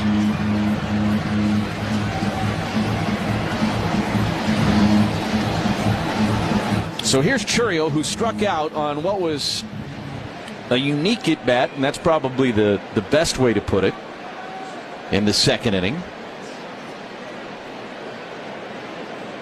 Pitch is swung on and fouled back into the net, and it's 0-1. It really looked like Chourio had achieved first base twice in that at-bat. Looked like he took ball 4. It was deemed a strike on a 3-1 count. Then he was hit with a pitch on the hands, and they said he went around on a check swing. Upon further review, it didn't look like that was right. 0-1. That caught the outside edge with a slider, and it's 0-2. So twice it looked like he had first base. He ended up striking out. He was not happy about it. Was escorted back into the dugout calmly by Brewers manager Pat Murphy. 0-2 pitch. It's high, and it's 1-2. 2 outs and nobody on here in the fourth. 17-game hitting streak, as we've told you so many times. As we keep tabs on this hitting streak for Chourio, it's climbed all the way to 17 games.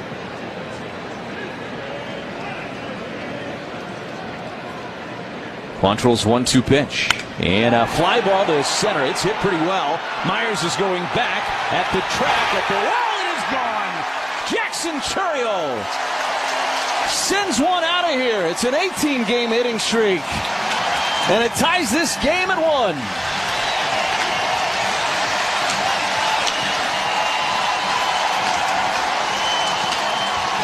Quantrill left the splitter up, and Jackson sent it out to center.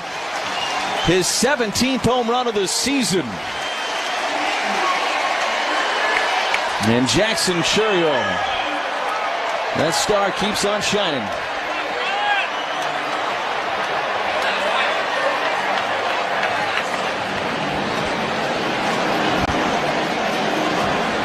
Such an impressive young baseball player, and he can make you pay for any mistake you make, and he made Quantrill pay right there.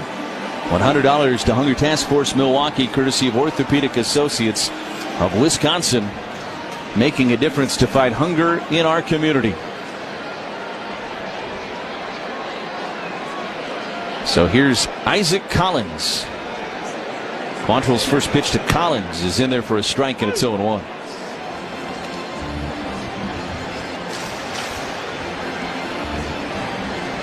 You just feel like right now with Jackson, we talked a lot about it in the Seattle series. At any point, he's got a big moment in him. And now Collins sends one out to right center. This is hitting the gap. Sanchez and Myers converging, and it'll be Sanchez who steps in front of Myers at the last second and trips him up while he makes the catch. Myers slow to get up out there on the warning track. It is the third out of the inning, but the Brewers have tied it on a solo blast from Jackson Chourio. We go to the 5th inning, tied at 1 on the Brewers Radio Network, presented by American Family Insurance. Brewers fans, with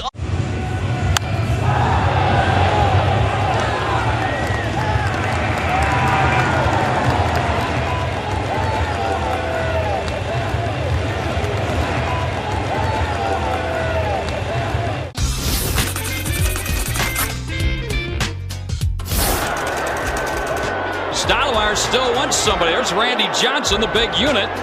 He towers over everybody. Randy's got to change his cap. Oh, jeez. There you go. That looks better. Get that D-backs hat on, Randy.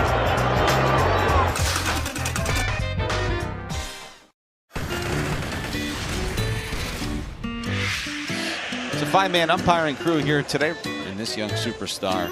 And did their feet get tangled up? Yes, so Hoppy Tritt, they got their feet tangled up before the ball came down. That goes helicoptering into the net. Beats Proctor. And that ball is off the ladder. It's actually off the ladder. You never see that. A little tumble behind the mound, hat fell off. That was awesome. I mean, you just don't see that.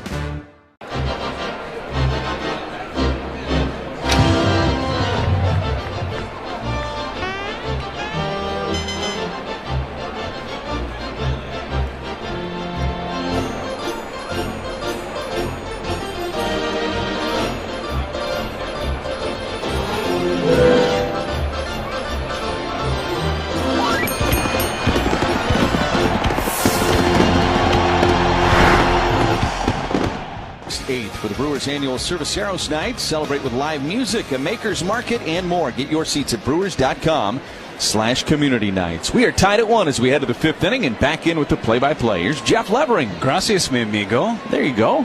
Jesus Sanchez leads it off. I heard the Cerveceros read.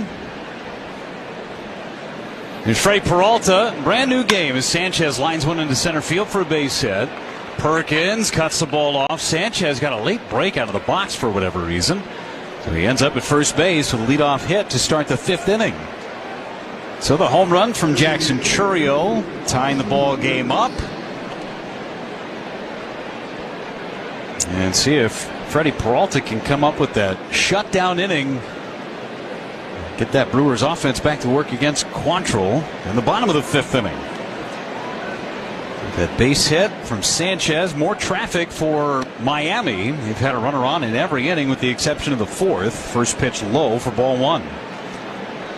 Agustin Ramirez, 1 out of 2. He doubled and then struck out in the 3rd. As Peralta's pitch swung on and fouled back and may have got the undercarriage of the home plate umpire, Dan Bellino. Everybody seems to be fine. 1 ball, 1 strike on Ramirez. Roof is half open on a beautiful day for baseball. Nice and hot and muggy. Ramirez swings and misses. That was a big cut. And it's 1-2. He has a hellacious backswing. Almost like a Wilson Contreras backswing.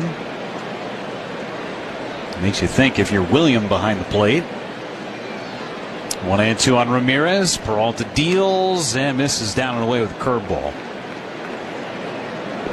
8 strikeouts for Freddie Peralta, but because of those 8 strikeouts and a lot of deep counts, he's not going to work very long in this game. 85 pitches for Peralta.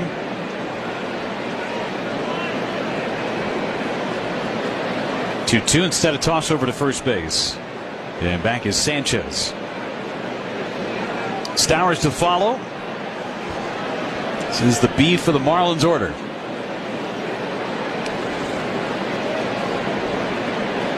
Peralta at the belt.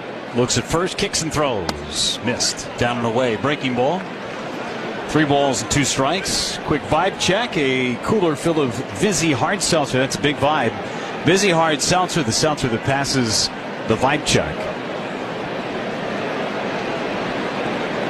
3-2 pitch. Runner goes. A swing and a bouncer foul by Ramirez. Trying to stay out of double play by putting Sanchez in motion. He'll head back to first base.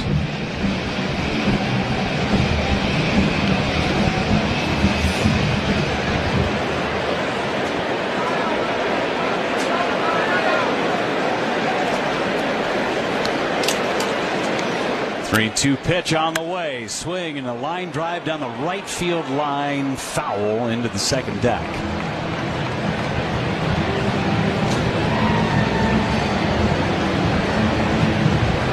Freddie Peralta inching closer and closer up the Brewers all-time leaderboard in strikeouts.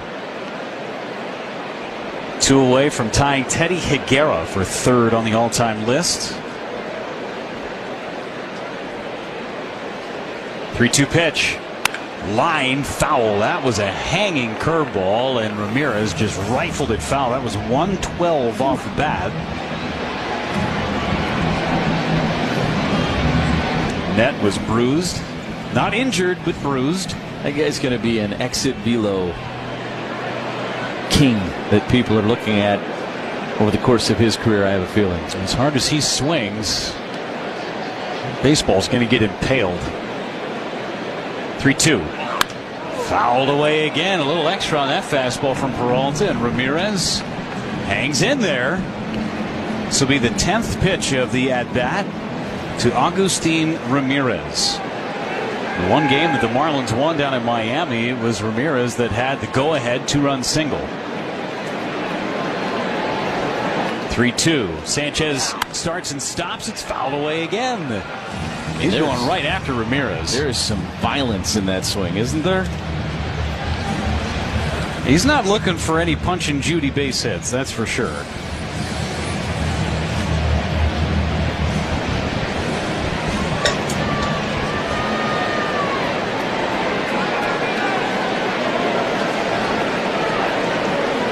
That is full swing all the time.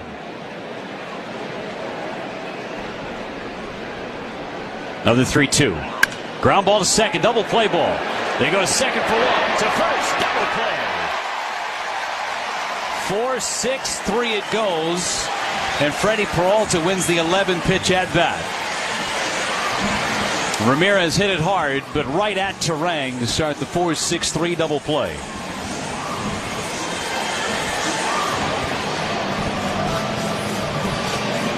And Contreras going to go out and chat with Peralta. As Kyle Stowers is coming up, he's walked and homered against Peralta. Aaron Ashby is loosening in the Brewers bullpen.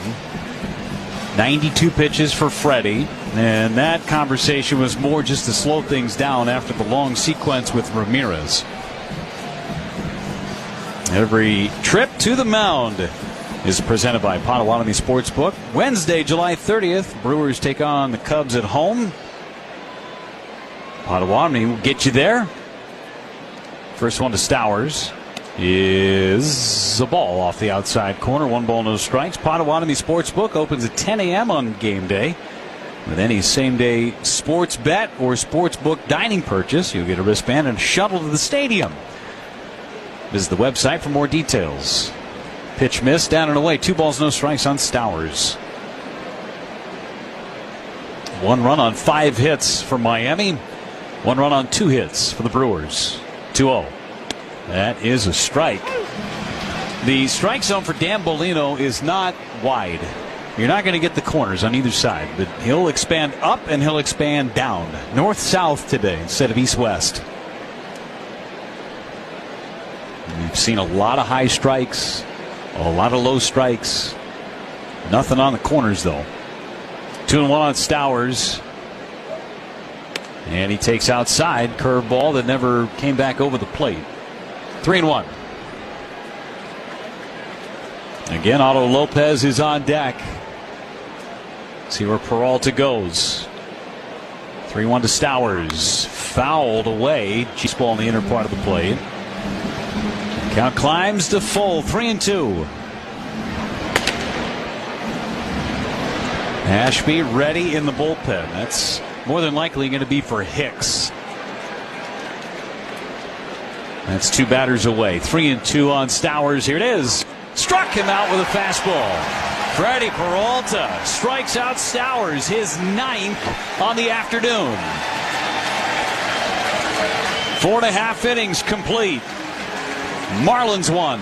Brewers won. On the Brewers Radio Network, presented by American Family Insurance. Is back pain slowing you down? The OAW Spine.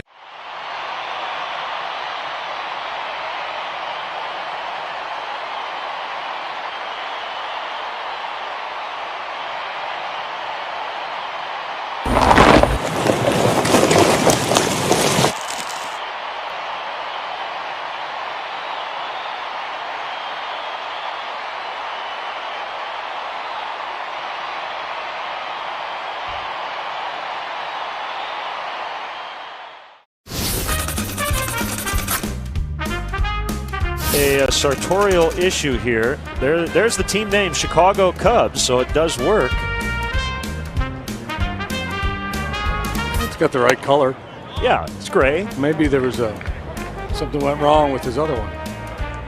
1-1 to Marte in the air, right to the guy we just showed you.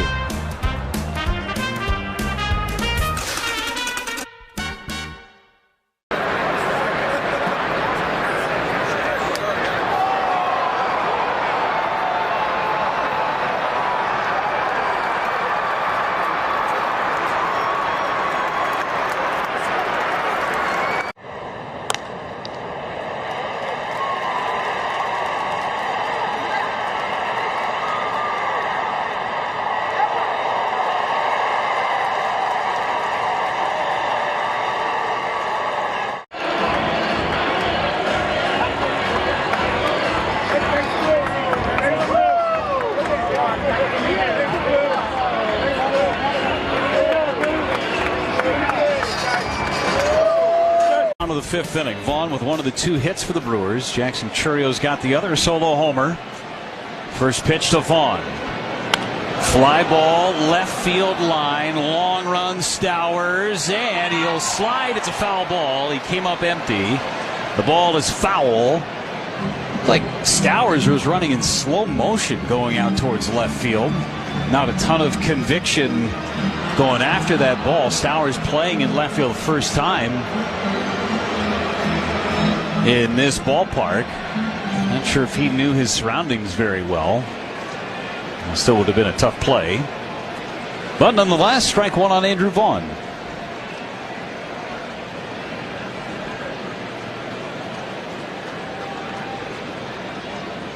A 1 pitch. Fouled away, and that was a hanger for Vaughn. Fouled it off the mask of Hicks behind the plate. He'll get an extra moment. It's 0-2. Well, Usingers has been Milwaukee's family-owned sausage shop since 1880. Doing the same great taste your grandfather did. Still made the old world way, too. Real hardwoods, real smoke, and real hand-mixed spices.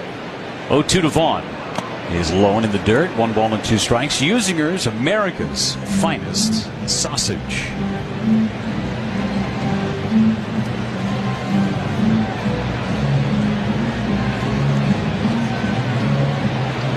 Vaughn is a Brewer coming into the game, a .290 batting average with a couple of homers, 12 driven in.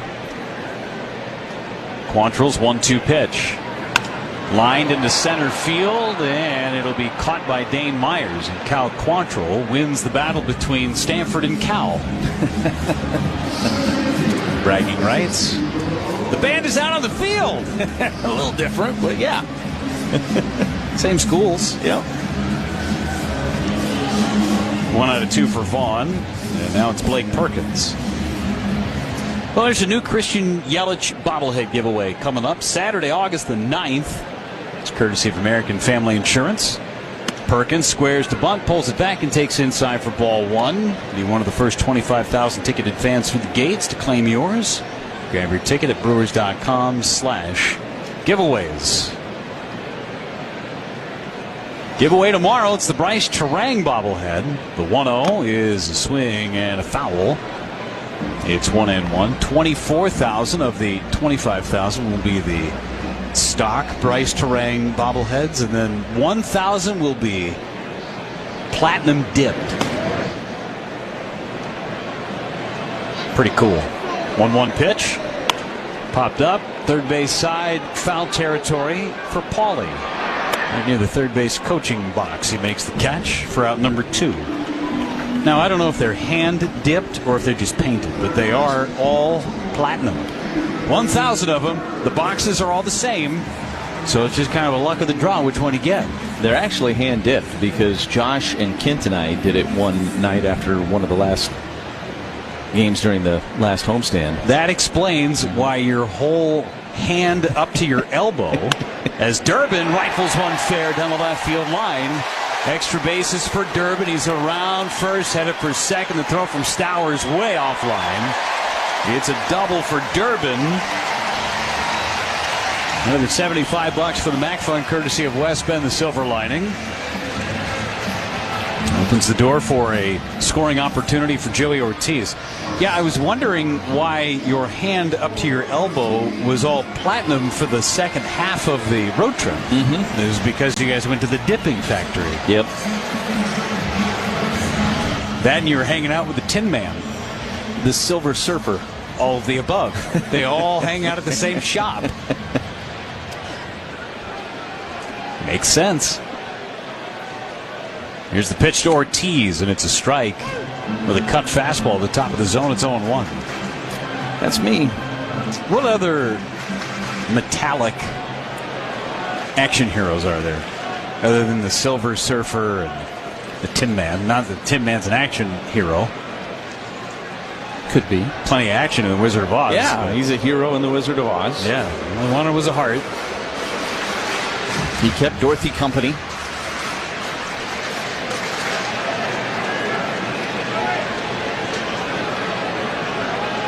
One on Ortiz.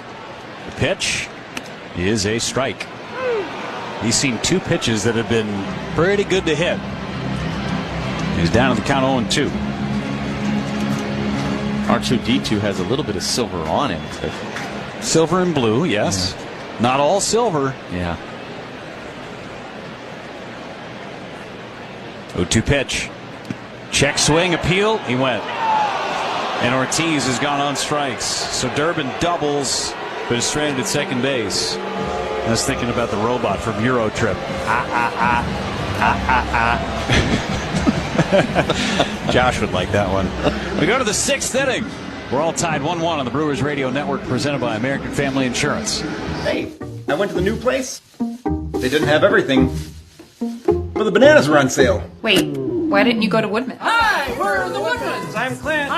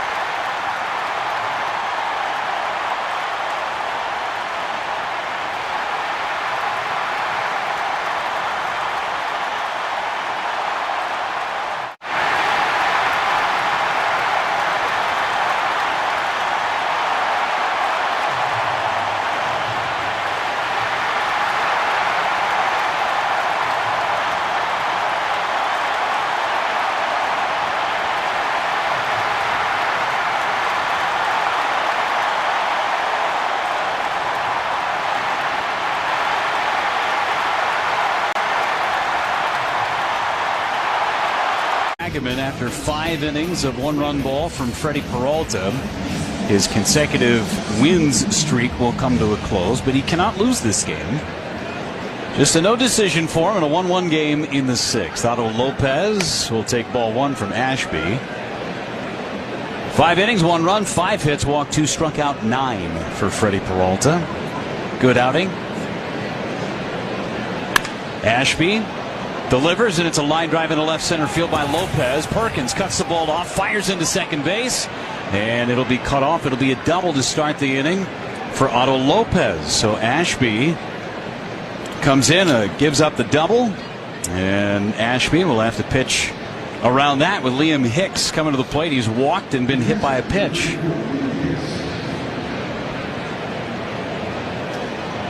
Lopez now with a pair of doubles. And Hicks, who is yet to be retired, at the plate. Corners play up for the Brewers in a 1-1 game. The top half of the 6th inning. Ashby's pitch, squaring to bunt, laying it down. It's right to the third baseman. Durbin has it, throws to first base, wide, and Vaughn able to hold the bag and hold the baseball for out number 1. Durbin's throw taking Vaughn into foul territory. The out is recorded. No challenge from the Marlins. And it's a sacrifice bunt from Hicks. Pretty good play by Vaughn. First and foremost on the stretch portion of it, and then to keep that baseball in the webbing of his glove. Good stretch. Just did keep that toe on the bag and maybe even came back down on it. First pitch strike on Eric Wagaman. Sacrifice goes 5-3. Wagaman is flied out, struck out, and the infield comes in for Milwaukee. Ashby's 2 balls and 2 strikes. 98 on that fastball up.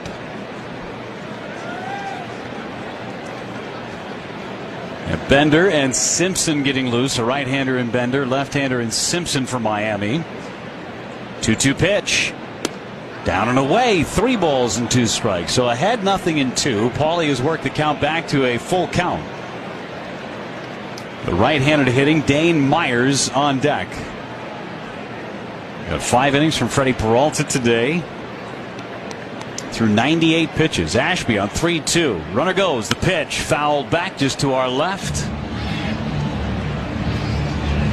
And it stays 3 balls and 2 strikes.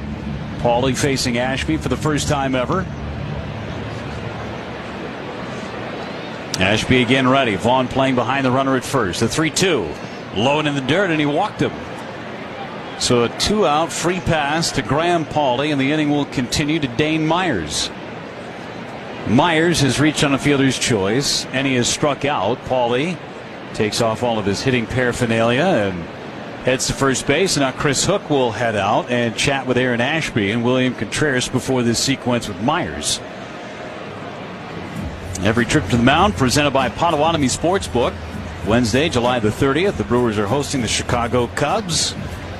Potawatomi will get you there. Potawatomi Sportsbook opens at 10 a.m. on game day, and with any same-day sports bet or sportsbook dining purchase, get a wristband and a shuttle to the stadium.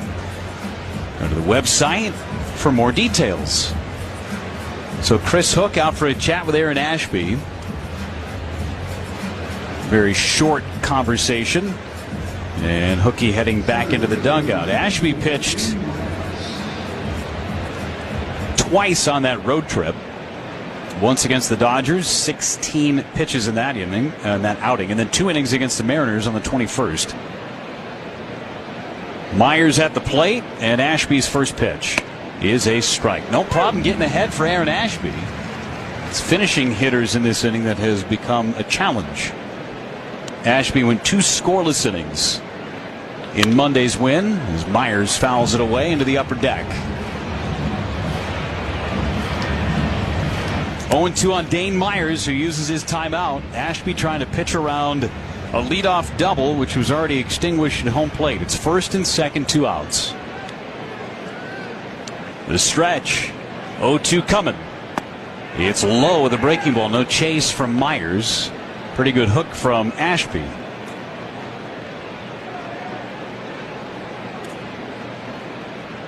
Again gets his sign from Contreras. Myers, a right-handed batter, 0 for 2. Fielder's choice and a strikeout. A 1-1 game in the 6th. The delivery.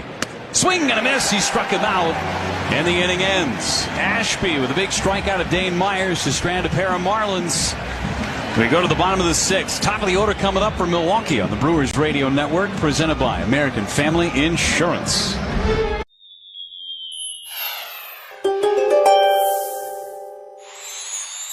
You're always one step ahead of the game, Scorpio, so it's no surprise that you're on track to hit all of your goals for the season.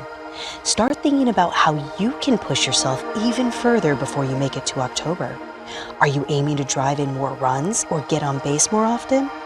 You'll be supported on your quest if you put in the extra effort now.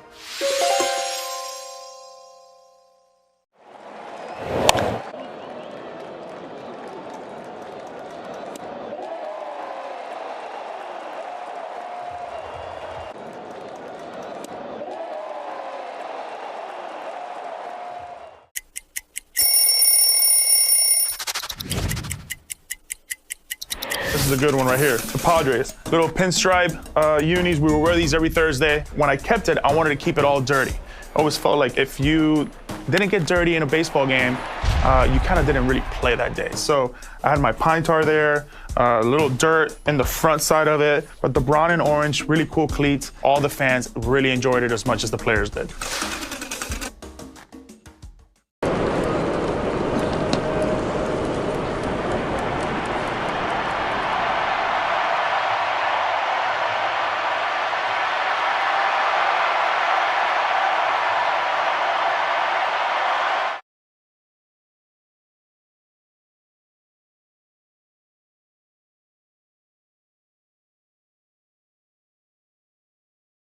.620 W.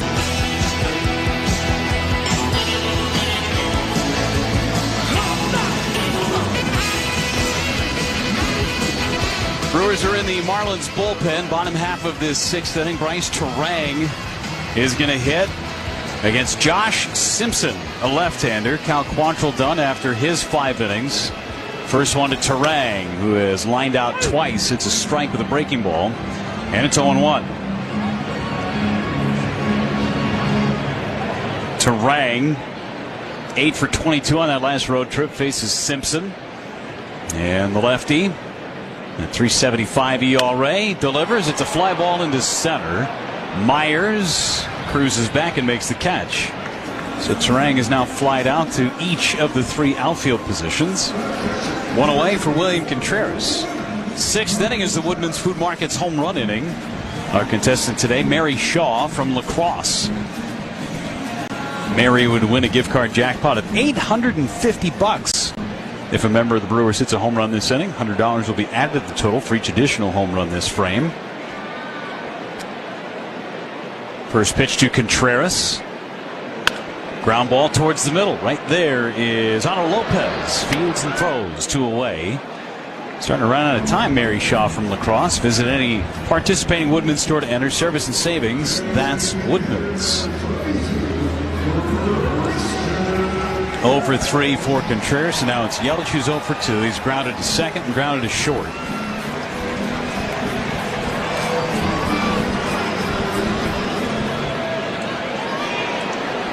Yelich on a 29-game on-base streak.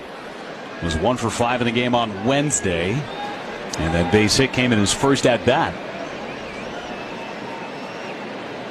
Simpson, deep breath and coming back. First pitch is a strike, and it's 0-1. Simpson was good in the series down in Miami against the Brewers. He's been a tough left-hander over the course of this year. Gave up just 1 base hit, and that was to Churio. Yelich takes another breaking ball for a strike. That one clipped the inside corner. Yelich 0 for 1 with a ground out against Simpson.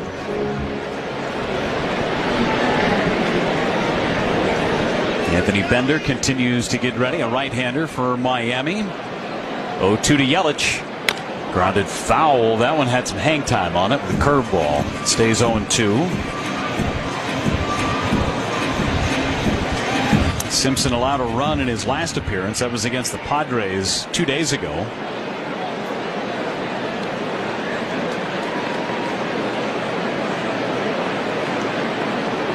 0-2 pitch.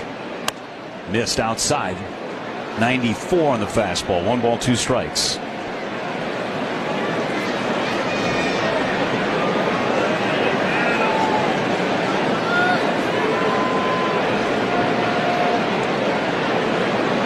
Still ahead. 1-2 pitch.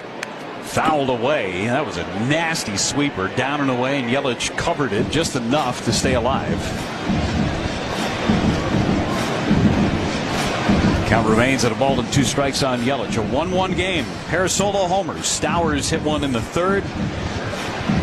Jackson Chourio hit a solo homer in the 4th. One of just 3 hits for the Brewers. Marlins have 6.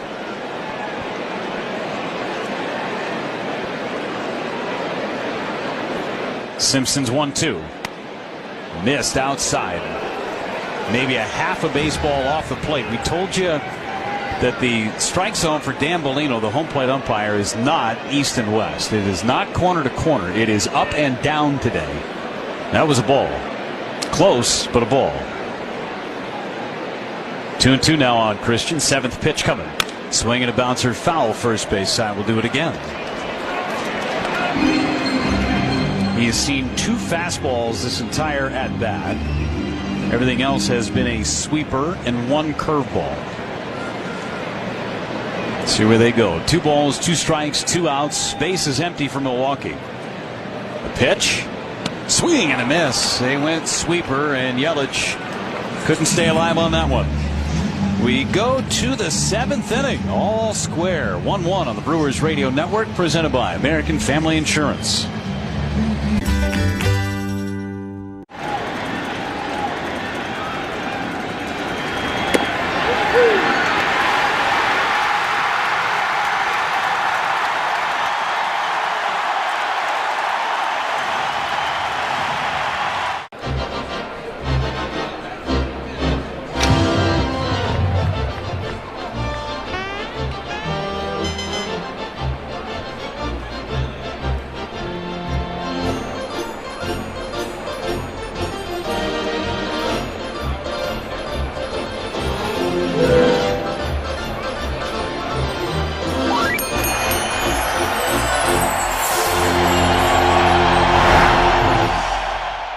Day 41,944 as Aaron Ashby gets back to work with the top of the order scheduled for Miami in the 7th. And to tell you all about the 7th inning, here's Lane. All right, thank you very much, Jeff.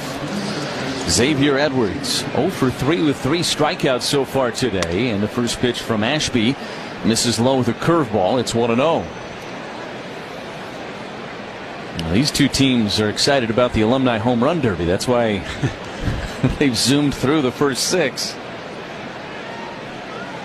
in a 1-1 ball game here. Just 9 hits between the 2 teams. Ashby's 1-0 pitch is inside. 2 balls and no strikes on Edwards. Ashby navigated some traffic in a scoreless 6th inning, taking over for Peralta, who went 5 innings today. 2 balls and no strikes on Edwards. The pitch from Ashby is a ground ball back up the middle. Ranging to his left is Ortiz. Field spins, throws to first, not in time. Andrew Vaughn with a good stretch on the back end of the play. It looked like maybe they had him. The Brewers will probably see if they want to challenge. But Edwards runs really well. He was hustling out of the box. If that's an out, it's the play of the year defensively, maybe, for the Brewers. As much range as Ortiz had to show. And by the time he spun and threw it, he was in shallow center. There will be no challenge from the Brewers. It is an infield single for Edwards. Goodness, though, Joey Ortiz continuing to flash his range, his arm strength, his athleticism.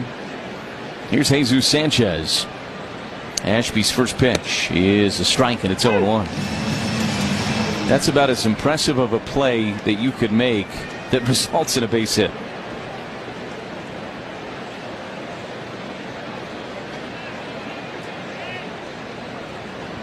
Now a toss to first, and he threw it away. Threw it in the dirt.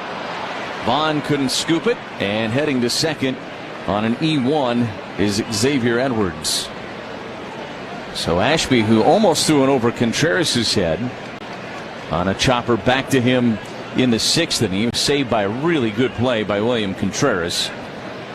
throws a scud over to first on that one on a pickoff attempt, and now the Marlins have the go-ahead run in scoring position with nobody out here in the 7th. The 0-1 to Sanchez is high, and it's 1 ball and 1 strike.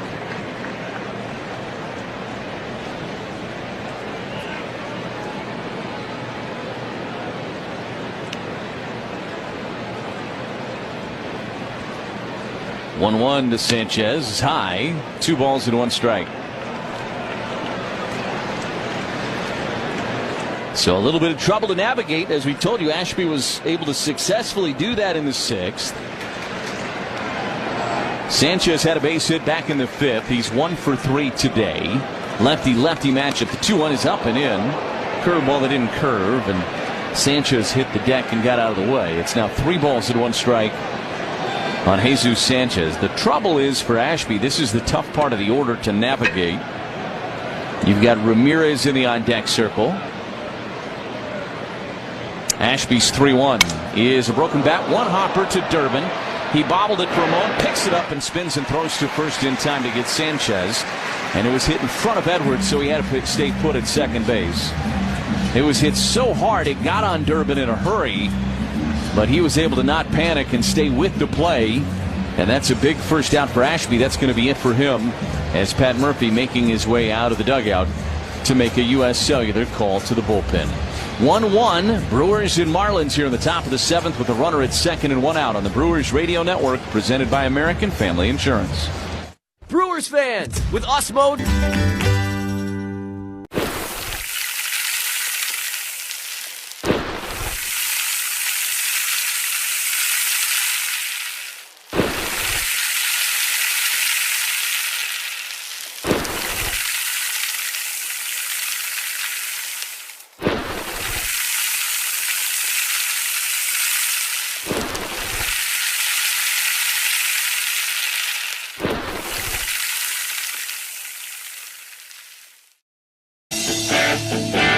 Nick Mears takes over on the mound for the Brewers. It's a 1-1 ball game, and a U.S. Cellular call to the bullpen has been made. Proud partner of the Milwaukee Brewers. They remind you that when the game is on, turn your notifications off with us mode. U.S. Cellular, built for us. So 1 out, runner at second. Agustin Ramirez will be the batter for the Marlins. These two faced each other down at Lone Depot Park. Brewers road trip before the All-Star break. Mears brings home the first pitch, and Ramirez is swinging and a miss at a slider down and away. It's 0-1. That was in the 8th inning of that contest. It was a 2-2 ball game. Ramirez with a 2-run single to left, and the Marlins won that game 4-2. So Mears trying to avenge that matchup between him and Ramirez. The 0-1 and a swing and a miss. Another slider down and away. It's 0-2. It is a 1-1 ball game here in the top of the 7th inning. Edwards with good speed is at second base for the Marlins. Mears 0-2 pitch, and he missed down with a slider. It goes to 1 ball and 2 strikes. You've got Stowers in the on-deck circle, so Mears will have to face Stowers as well here in the 7th.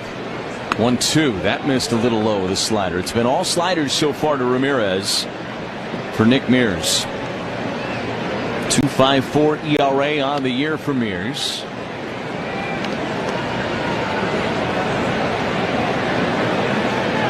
Looks back at second. Gives it another look, and now the 2-2 pitch. Down and away. Fastball at 96 that time. The count has gone full at 3 balls and 2 strikes.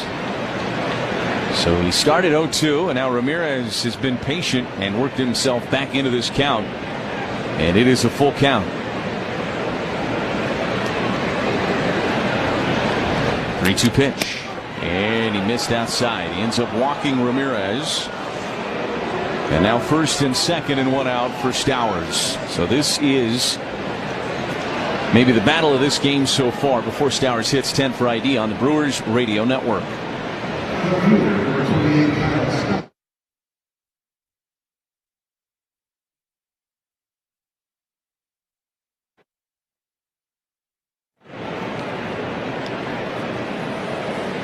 1-1 ball game in the 7th. 2 on for the Marlins. First pitch to Stowers. Missed outside from Mears, and it's 1-0. The other part of that walk is that if he gets Ramirez, you could put Stowers on intentionally and then face the right-hander in Lopez. That walk just messed with the plans of Pat Murphy. 1-0 pitch. It's chopped foul to plate. It's 1-1. Yeah, you would have been able to be, at the very least, very careful with Stowers, understanding that a walk isn't the end of the world, or you could have just intentionally walked him with first base open in that scenario. But now you got to come after him. And he wheels back towards second, and Edwards back to the bag.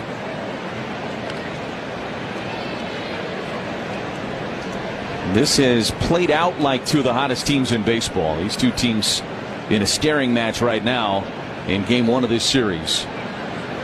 Mears looks back, and the 1-1 pitch. Missed down and in with a fastball. And it goes to 2-1 on Stowers. Stowers homered back in the 3rd. He's officially 1 for 2. Struck out back in the 5th. That was the last batter that Freddie Peralta faced. And the 2-1 pitch. That is a strike at the very bottom of the zone with a fastball at 96. That's a good pitch that time from Nick Mears. Otto Lopez is in the on-deck circle for the Marlins. And Lopez has had a pretty good day today. You got to get through Stowers first if you're Nick Mears. Mears goes for a little walk. And now looks in. 8 on that pitch clock.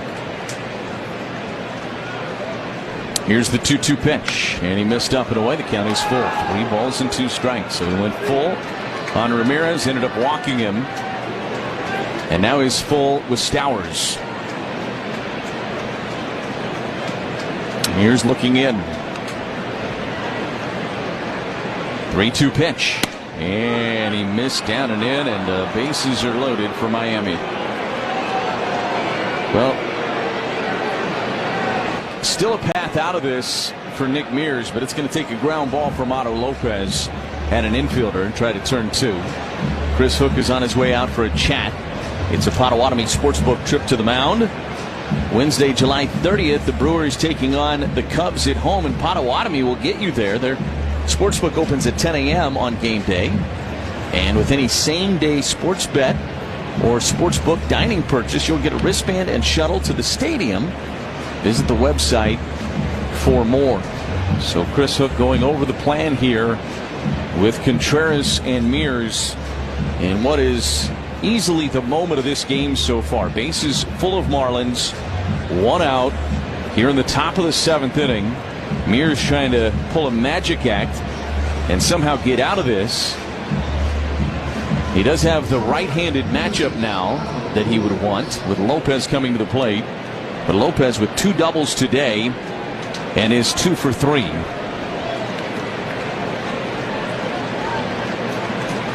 First pitch is down and away with a slider, and it's 1-0. And a good pick by Contreras on that ball down in the dirt. One thing you don't want to do is fall behind Lopez here. There is nowhere to put him in a 1-1 ball game in the 7th. Here's the 1-0 pitch, and he missed down and away with a slider. It's 2 balls to no strikes. Anthony Bender is getting loose in the Marlins bullpen. It is quiet in the Brewers pen.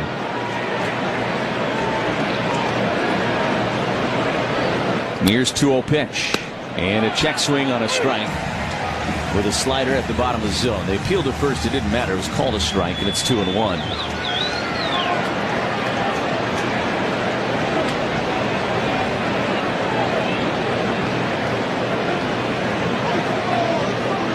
Two-one pitch, and that missed inside. Didn't miss by a lot. Fastball at 96. Now 3 balls and 1 strike on Lopez, and strike throwing's been a bit of an issue so far for Mears. He's gone to 3 balls on all 3 batters that he's faced, and action begins that Brewers bullpen. 3-1 pitch, and this is lined into right center field. That is down. It's going to plug the gap. Perkins will cut it off right before it gets to the warning track. Edwards is in. Ramirez is in. Around third and headed for home is Stowers, and all the way to third ends up Otto Lopez. The Marlins have taken a 1-1 ball game and turned it into a 4-1 advantage here in the 7th. There was a bit of a bobble on the play in the outfield as well, so there could be an error assessed on the play also. That ends up getting Lopez all the way to third. But you fall behind and you put yourself in a precarious situation, and Otto Lopez with his third extra base hit of this game. And now the Brewers have to bring the infield in for Liam Hicks. The pitch is in there for a strike, and it's 0-1. It's ruled a double. And then the error gets Lopez all the way to third. Grant Anderson is getting loose in the Brewers bullpen. The 0-1. Missed down and away.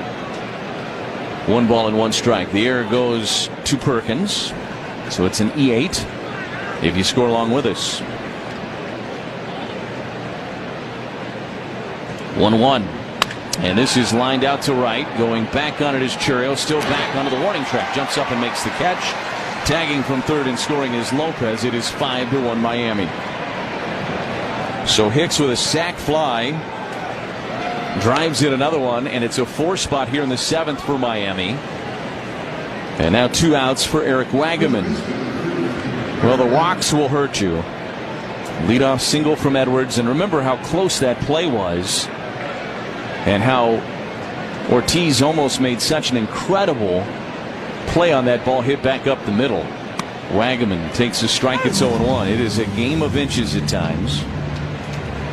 And that's another example of it to start up this inning.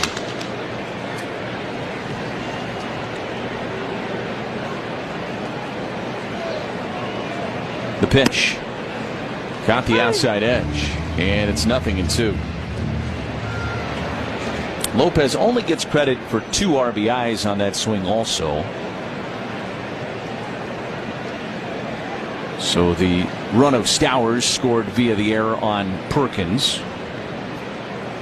As Mears tries to finish off this inning here. 0-2 pitch. And a fly ball into shallow right field. This is going to be trouble. Racing over there is Terang. It's going to end up falling in foul territory harmlessly, and it stays at 0 balls and 2 strikes on Wagaman. Well, don't miss George Webb's double play meal deal. 7 cheeseburgers, 2 orders of fries for just $17.99. Win, lose, home or away. Visit GeorgeWebb.com for locations and details. So Mears has thrown 23 pitches in this inning. Remember, Ashby began the inning, and then Mears came in to face Ramirez. And this is a 1-hopper to second base. Terang fields it, throws to first in time, and the inning is over. But the Marlins do the damage. 4 runs in the top of the 7th. They lead it 5-1 as we go to the bottom half on the Brewers Radio Network, presented by American Family Insurance.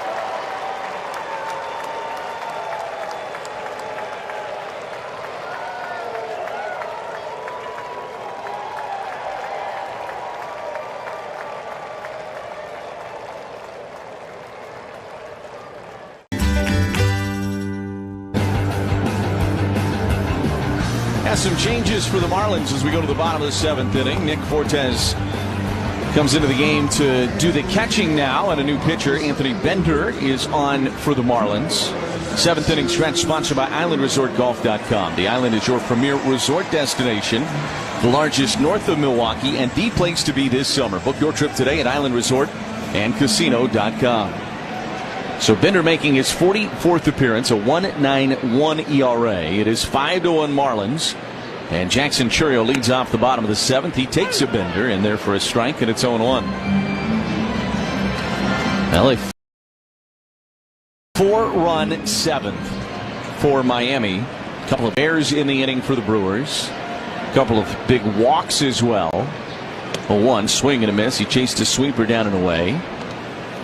And it's 0-2 on Jackson Chourio. This has been the thing about the Brewers during this stretch of baseball. They've won 12 of 13. You can cut it up a bunch of different ways with all of their winning ways that they've been in the midst of. 0-2 pitch to Chourio, and that missed outside. It's 1-2 strikes. They just have rarely beat themselves with mistakes. It's just not something the Brewers do much of, period. But every once in a while, you'll hit a little speed bump. 1-2. Here's a breaking ball hit in the air to right. It's hit pretty well. Sanchez back at the warning track. He reaches up and makes the catch one step shy of the wall in that cutout in right field. If it's hit 10 feet to the right, it probably flies. But hit to that little deeper part of the park in front of the Marlins bullpen, and Chourio flies out to the warning track for the first out of the 7th. And here's Isaac Collins. Collins is 0 for 2 today. Strikeout and a flyout to right. Bender's first offering. Missed outside, and it's 1-0. After the Brewers left Miami, and the Marlins were pretty hot coming into that series in Miami back in early July. This is a liner into right. That's going to get down for a base hit for Collins. Could be extra bases. Into the corner it goes. Collins turns first, on his way to second, and having trouble digging it out is Sanchez, but Collins will put on the brakes at second and be content with a double. So there you go, 1-out double. $75 to the MAC Fund, courtesy of Westbin, the silver lining. And the Brewers in business here, and instead of Andrew Vaughn, it'll be Tyler Black to hit for the Brewers' first baseman. So Black, who on Wednesday had a very nice day at the plate, went 2 for 5 against the Mariners, is going to pinch hit here. And we'll have a mound visit for the Marlins as they want to chat things over. This is Daniel Moscos, the pitching coach for the Marlins. And a very quick conversation. And now he takes a trot back into the Marlins dugout. So the crowd getting activated here. Brewers have 8 outs to play with and to work with still. So you don't have to get it all back here in the 7th. But you'd love to get a little bit back at the very least. First pitch from Bender, and it missed outside with a sweeper. It's 1-0. Bender, another one of those guys the Marlins could be tempted to move at the deadline.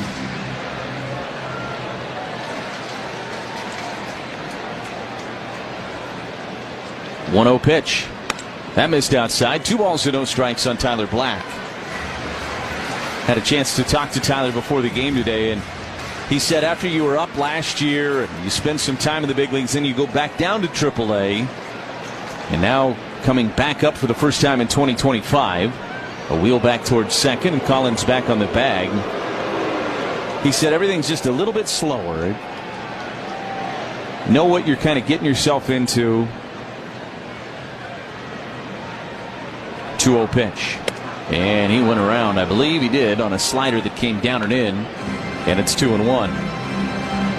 Just a little bit more clarity of what you've got yourself into, and you're back in the big leagues for this, what's kind of the second go-around. He was up and down a few times last year.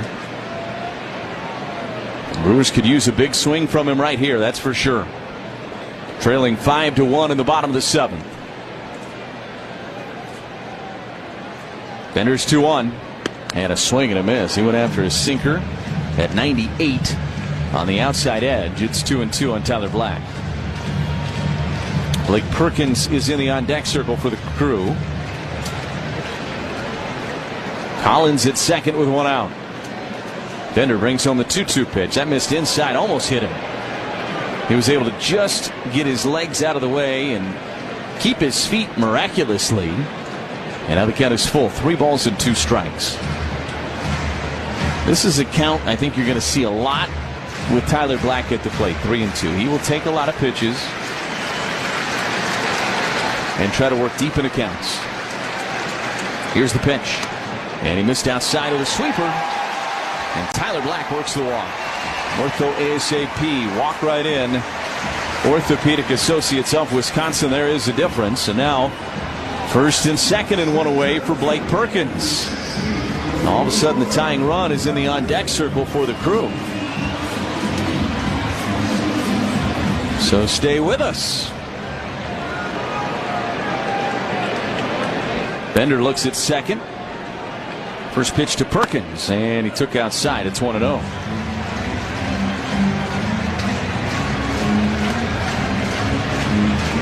This game was cruising along, and then the offenses showed up in the 7th inning.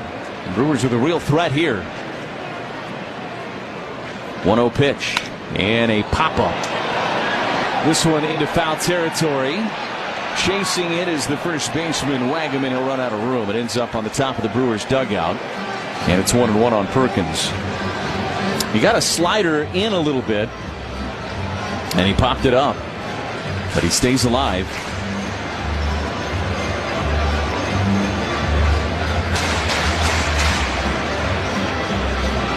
Collins at second. Black with very good speed at first. And Perkins with very good speed at the plate. The 1-1. Way outside with a sweeper. 2 balls and a strike on Perkins. Caleb Durbin is in the on-deck circle.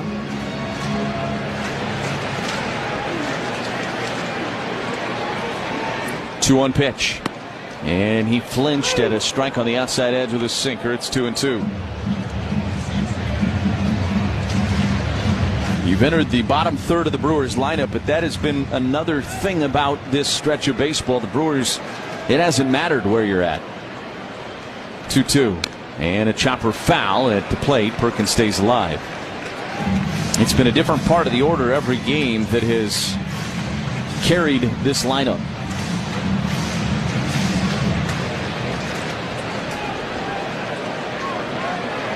Bender's thrown 17 pitches already in the inning. Here's the 2-2 pitch. And a chopper on the right side. Charging it is the second baseman, Edmonds. He will flip it to first, Edwards will, to take care of Perkins. Both runners move up 90 feet. They're at second and third with 2 outs. So Edwards, it was never going to be a double play ball. In fact, it was going to be maybe a somewhat close play at first because of the way Perkins runs. But Edwards was able to make the exchange cleanly and got Perkins by about a step and a half. So it's a 4-3 ground out in your book. Now they're going to need a clutch 2-out hit from Durbin. First pitch to Caleb, and he takes a strike. Ooh, took a sinker inside. It's 1-0. He'll take that. Caleb's been one of the clutch players on this roster. When you need a big hit late, he's been one of the guys to provide it. 1-0 pitch. Breaking ball in there for a strike. And it's 1-1. First pitch might have been better than the second pitch, but counts probably where it should be.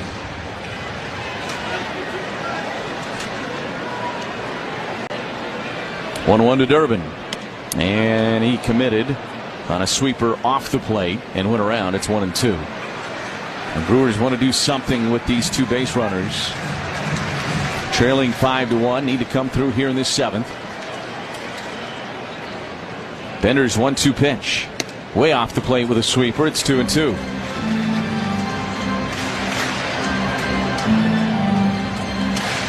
Grant Anderson still getting loose in the Brewers bullpen.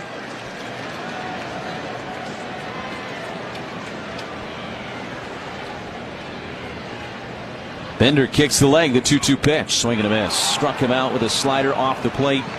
Durbin down on strikes, and the Brewers strand a pair in the bottom of the 7th. We go to the 8th inning. It's 5-1 Miami on the Brewers Radio Network, presented by American Family. Well, this is a World Series card. Everybody said, you know, what's it going to be to pitch against Sandy Koufax, who's a dominant pitcher. I said, I hope I don't embarrass myself. And I didn't. You know, pitched my first shutout ever.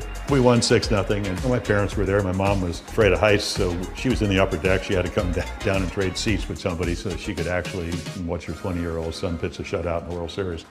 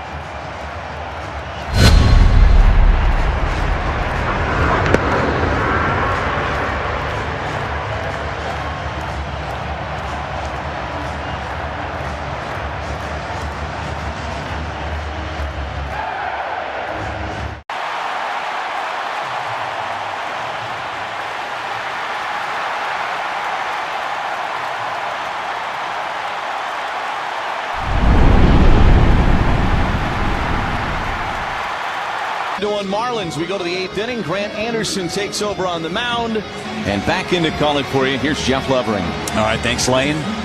Anderson on the hill. Tyler Black is now over at first base after he pinch hit for Vaughn and drew a walk. Getting late, and the Brewers are down by 4. 4-run 7th inning for the Marlins. 2-run double by Otto Lopez. Another run scored on an error. And Liam Hicks with a sacrifice fly. So Anderson to face Graham Pauley, Dane Myers, and Xavier Edwards. 8, 9, and 1 in the Marlins order. And the first pitch is not a strike. It's 1-0. 5 runs on 8 hits and 8 left for the Marlins. Just a run on 4 hits with 2 errors for the Brewers. Both of those errors coming in that 4-run 7th inning. Fastball yanked inside. 2 balls, no strikes. The Brewers have stranded 4, including 2 in the last inning. 2-0 pitch is called a ball. 3 balls, no strikes. So very close pitches in the sequence. Could very easily be 1 and 2 instead. It's 3-0. Anderson wheels and deals, and that's ball 4. And he goes back to the backstop. And Anderson walks the leadoff man.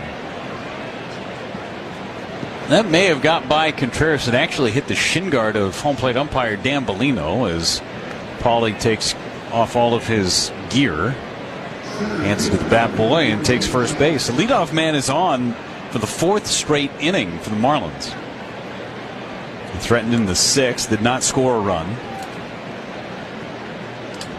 Definitely threatened and capitalized in the 7th. First pitch on the way, and it's a breaking ball for a strike on Dane Myers. 0 for 3 with a couple of strikeouts. Today's 8th inning is brought to you by the Wisconsin Laborers District Council. Earn great union wages and benefits building Wisconsin's infrastructure. Learn more at liunawisconsin.org and feel the power. Foul back to the netting by Myers, and it's 0-2.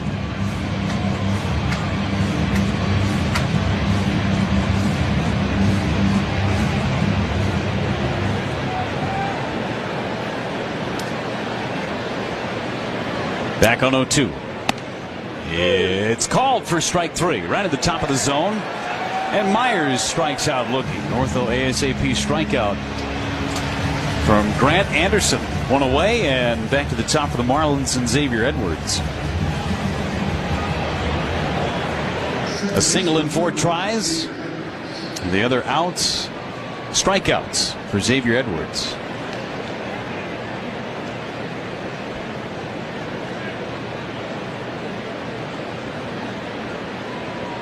Anderson, here's a bunt attempt, and Edwards fouls it up the third baseline. 1 strike and nothing on Xavier Edwards.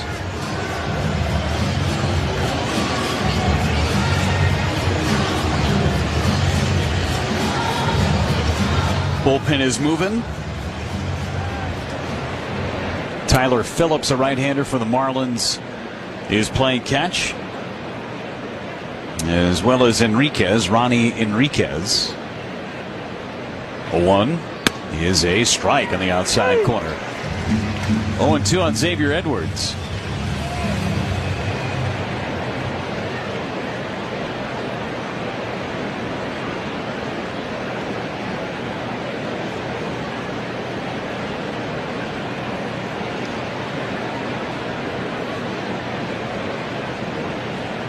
Edwards uses his timeout and digs back in. Switch hitter hitting left-handed against Anderson. The 0-2 struck him out. Fastball on the outer part of the plate. Back-to-back Ks for Anderson. So after the leadoff walk, Anderson showing a little fire. Strikes out Myers and Edwards. Well, it's baseball season, Brewers fans. You know what that means. It's Shandy season. Leinenkugel's Summer Shandy, refreshing Weiss beer, natural lemonade flavor. Leinenkugel's, flavor the moment. Jesus Sanchez, number 2 hitter in the order. 1 out of 4 today. Anderson's pitch, a breaking ball for a strike.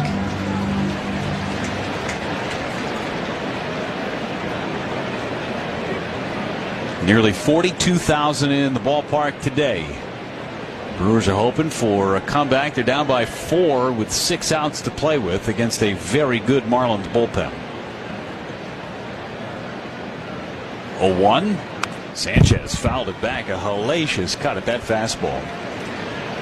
The Brewers coming into this one today, winners of 12 of their last 13 overall. They have won 6 straight at home and 10 of their last 11 in Milwaukee. 0-2 bouncer over the head of Anderson, right to Ortiz, the shortstop, who fields and throws out Sanchez, and the inning is over. Anderson puts up a 0. We go to the bottom of the 8th. Ortiz, Turang, and Contreras scheduled.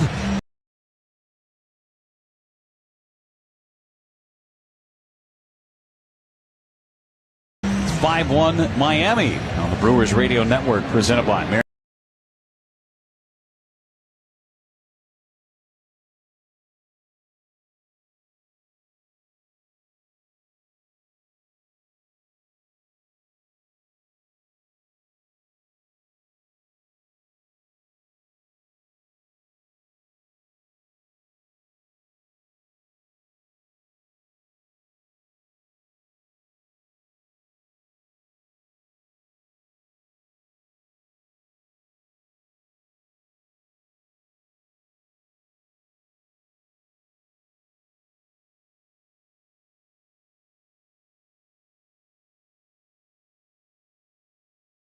It's home game after 9/11.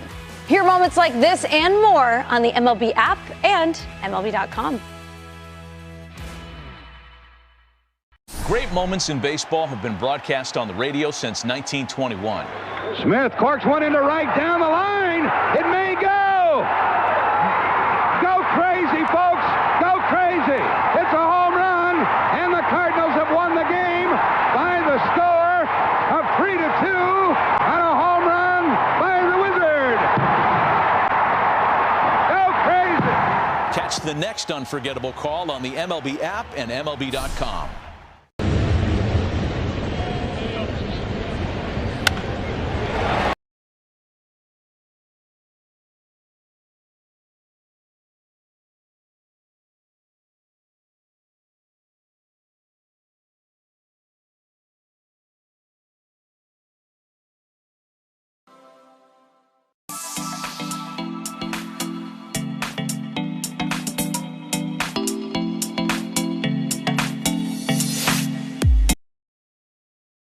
The season does have 6 saves in 9 opportunities, holding opponents to a .212 batting average, and even ERA at 3.00. Anthony Siegler will be the first man to hit as Ortiz will be pulled back, so Siegler will hit against Enriquez. First pitch to him is fouled away. 97-mile-an-hour fastball. So Pat Murphy using his 2 left-handed bats off the bench. Later stages of this game as the 0-1 is outside. 1 ball and 1 strike on Anthony Siegler. Not many have left the ballpark despite the score. Everybody's sticking around for this home run derby after the ball game. 1-1 pitch is up and away. Ryan Braun, Carlos Gomez, the captains, and the alumni home run derby. Should be a fun one.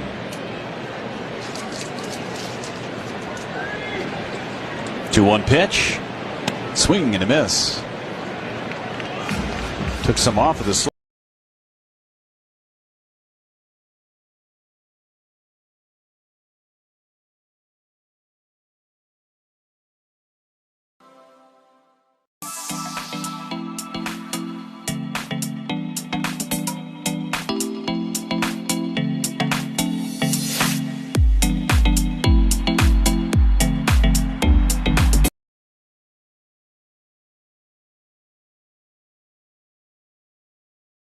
Shape.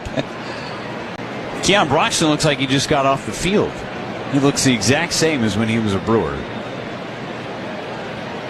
3-2 pitch. Siegler, check swing, appeal, and he went, says Phil Cuzzy down at third. Second time the Brewers have been rung up on an appeal It was the first time Cuzzy got into the act.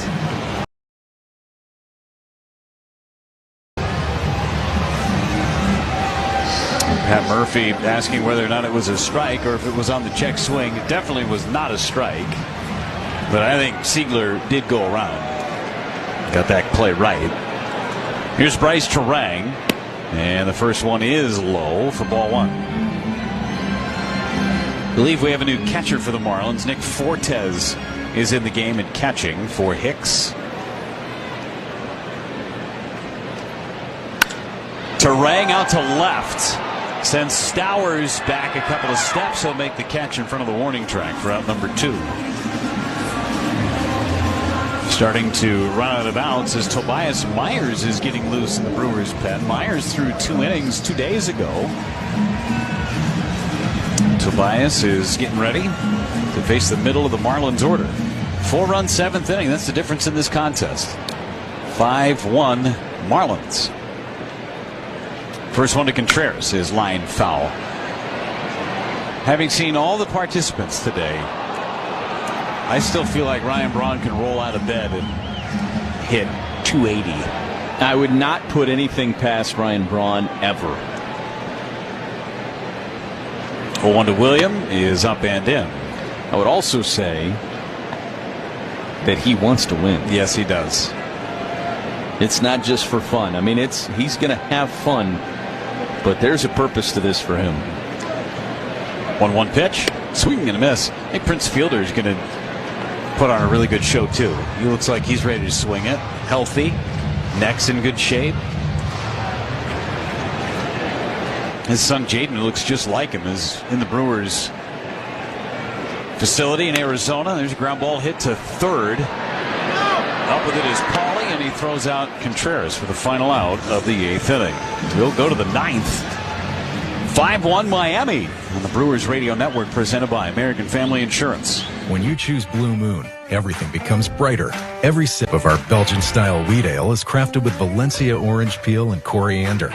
Plus, try our new Blue Moon Light and Blue Moon Non-Alcoholic. Blue Moon Light is a wheat beer brewed with real tangerine peel for exceptional taste at only 95 calories. And Blue Moon Non-Alcoholic is everything you love about Blue Moon without the alcohol. Check your local store for Blue Moon. Made brighter. Celebrate responsibly. 2024 Blue Moon Brewing Company, Golden, Colorado. Miller Lite, the legendary light beer. The originator, the inventor. If this beer could talk, it'd tell stories about that one time, that night, that one guy, that one gal.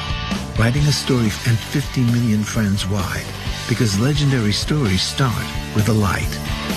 Here's to 50 years of Miller Time. Celebrate responsibly. 2025 Miller Brewing Company, Milwaukee, Wisconsin.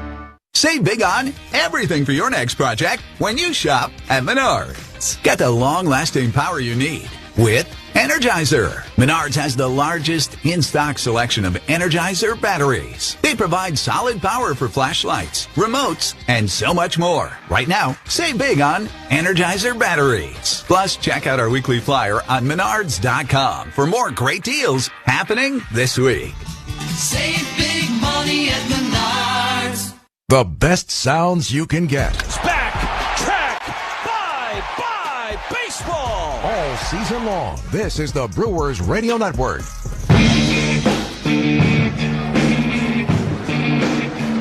Tobias Myers is the new pitcher for the Brewers. Myers, who pitched 2 innings to close out the ball game in Seattle, gave up just 1 base hit, struck out 3 over the course of his 2 innings. His first appearance in the big leagues since early May. 8th overall appearance with the Brewers this season. And the first pitch to Ramirez, a fly ball to center. Sends Perkins a few steps back. Under it, makes the play for out number 1. Agustin Ramirez flies to center field. Well, summer is vacation time, and whether you're going cross-country or cross-town, be sure to bring along your summertime favorites using your sausage, Cedar Crest ice cream, and Pine River cheese spreads. Take the best tastes of home wherever you go. Here's Stowers defensively for the Brewers. Siegler stays in the game. He's at third, and Caleb Durbin makes his first appearance at shortstop in his big league career. So Durbin is at short. Stowers at the plate. 1 out of 2 today for Stowers, including a home run. First one from Myers fouled away. He's also walked twice and scored twice.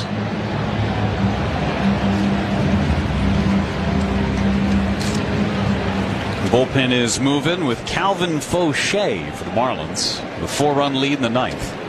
0-1. Ground ball to first. Black boots it. No play at first base.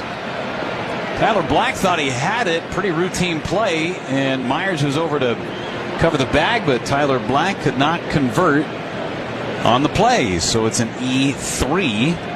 It is the 3rd error in the game for the Brewers. Black was coming up for it and just never stayed in his glove. He was looking at first base almost as if he had it in his glove already.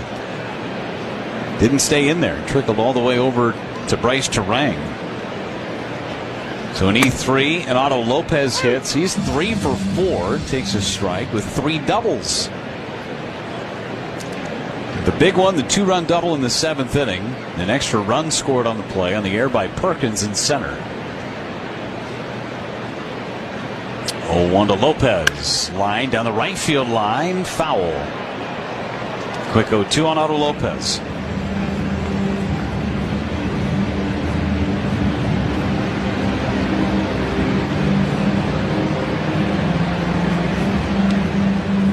Yeah, 3 errors. We haven't been seeing that at all from this team. Very rarely. 2 of those errors in the 7th, and if it weren't for a great play by Contreras, there'd be another one on the board in the 6th. Lopez goes out to right. Back goes Churio, short of the warning track to make the catch. And Aaron Ashby almost threw a ball to the backstop from 45 feet away. Yeah, and his error in the 7th inning was consequential because you get a ground ball the next batter, and granted Durbin bobbled it for a moment, so who knows if he turns 2, but there was certainly a chance. There's a lot of kind of what ifs in that 7th inning when you look back on it. Nick Fortes, first at bat of the day, takes a strike at the knees, and it's 0-1. Fortes in the game to catch for Liam Hicks. And just a lot of plays that the Brewers usually convert that they did not today, especially in that 4-run 7th, as you mentioned. Pitch to Fortes is low. And Tobias Myers even in the count, 1 ball, 1 strike.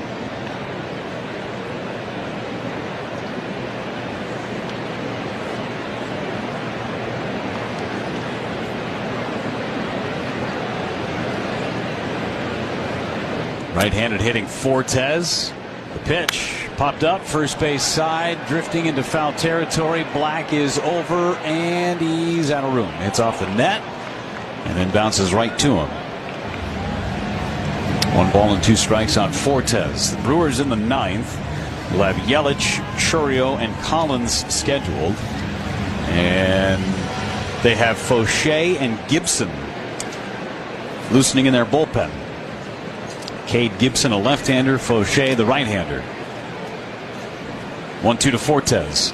Swing and a miss. He struck him out. Fastball at 96. An ortho ASAP strikeout ends the top of the 9th inning for Tobias Myers. Bottom of the 9th, last chance for the Brewers, trailing 5-1 on the Brewers Radio Network, presented by American Family Insurance. I got into injury law because it's complex. It's contradictory. It needs somebody to make it work for the people who get hurt through no fault of their own. That's what I do, and that's what we do at Cannon and Dunphy. Brett Eckstein, attorney at Cannon and Dunphy.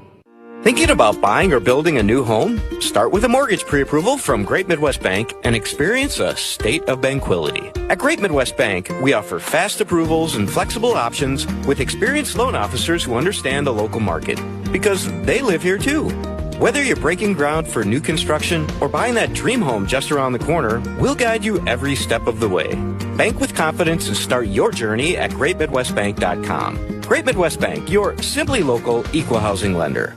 Milwaukee just got hotter. Announcing the buys of summer at Ewald Automotive Group. Get the lowest prices guaranteed on new vehicles. We'll beat your best price by $500 or we'll pay you $500 cash. Guaranteed. With over 1,500 vehicles to choose, you're sure to ride for your family. 11 brands, 10 locations, one easy experience. Don't miss Ewald's buys of summer sales event going on now. Go to EwaldAuto.com. See dealer for details. Expires month end. When you've been seriously injured, the final score matters. Attorney Ed Robinson with Cannon and Dunphy. That's why you should hire the proven team at Cannon and Dunphy. Let our winning lineup of attorneys help you take on the insurance company.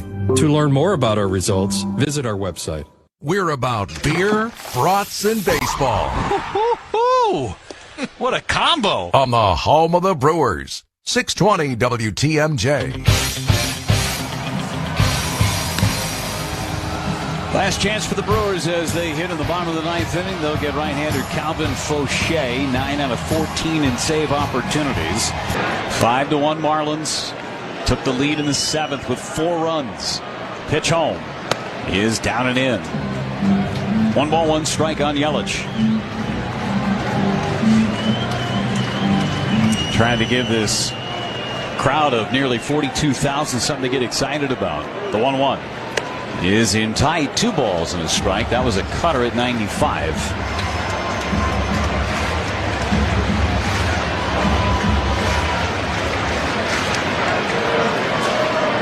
Yelich waits on Fauché, the right-hander. Kicks and deals. Missed low. 3 balls and a strike.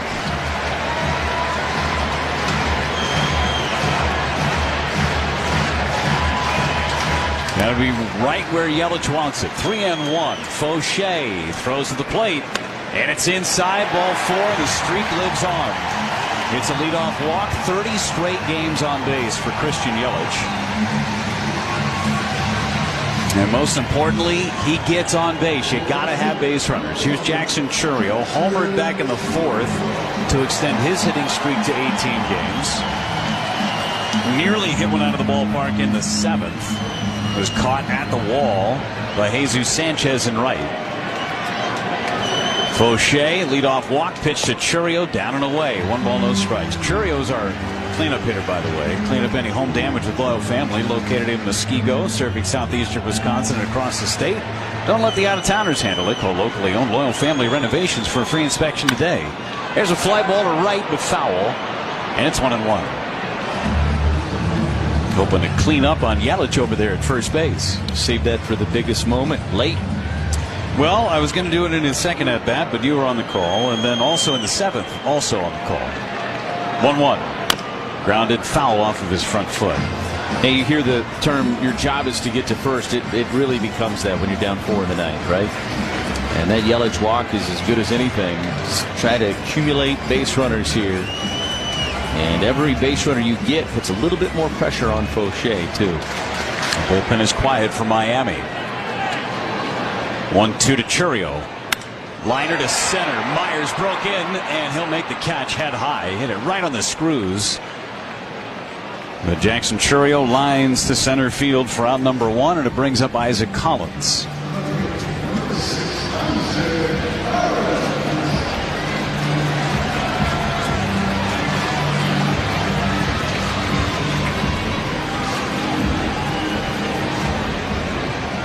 Brewers just one time today have had multiple runners on base in the same inning. That was the 7th. Pitch to Collins is up and away. It was when Collins doubled, and then Tyler Black drew a walk.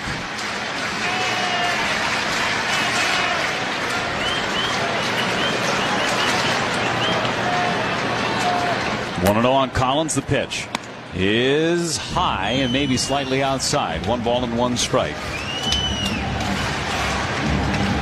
The Brewers have seen a bit of Fauché. First time for Collins facing the right-hander. 2-0 pitch is a strike. And that bottom of the zone has been open for business, as has the upper portion of the zone for Dan Bellino. 2 balls and a strike on Collins. Stretch and pitch. That is outside. 3 balls and a strike on Isaac Collins.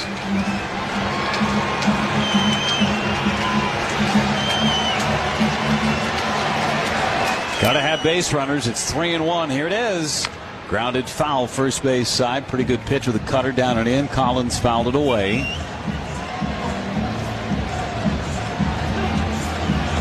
Kind of fun for the Brewers to put up a rally here and give these fans something to cheer about going into the Alumni Home Run Derby to follow the game. 3-2 with 1 out. Crochet, deep breath, the pitch. Outside, he walked him. Another Orthopedic Associates of Wisconsin walk. Ortho ASAP walk right in. There is a difference. And just like that, the tying run is in the on-deck circle for the Brewers. Tyler Black is coming to the plate. Drew a walk in the 7th. Pinch hit for Andrew Vaughn.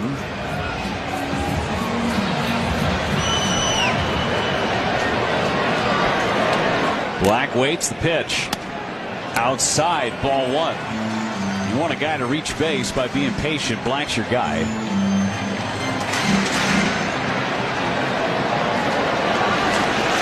Black waits. Here comes the 1-0. Line foul. Pretty good pitch to hit. Ball and a strike. Black yesterday, or I should say Wednesday in Seattle, was 2 for 5 with a double and an RBI single. 2 on with 1 away. Brewers are down by 4 in the 9th. Faucher's pitch. Grounded softly. Back to the pitcher. Faucher picks it up, flips to first to get the out. Black is out. Collins to second. Yelich to third on the 1-3 put out. And now the Brewers 1 out away. And they've got Blake Perkins coming up.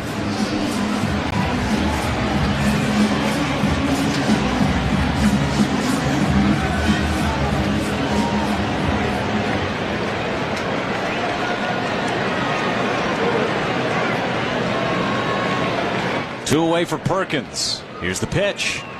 It is a strike. Right at the bottom of the zone with a fastball. It's 0-1. Perkins today 0 for 3. 1 for his last 11 at the plate. And 1 hit, though. 2-run double Wednesday against Seattle. The pitch up high. 1 ball, 1 strike. Rally caps are on here at American Family Field. Trying to get that next man to the plate. That would be Durbin. 1-1. It's low and in the dirt. Fortes knocks it down and saves a run. That was a curveball from Faucher.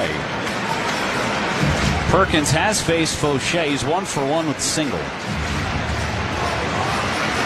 Curveball just skipped about 4 feet in front of home plate. Fortes somehow got his glove on it.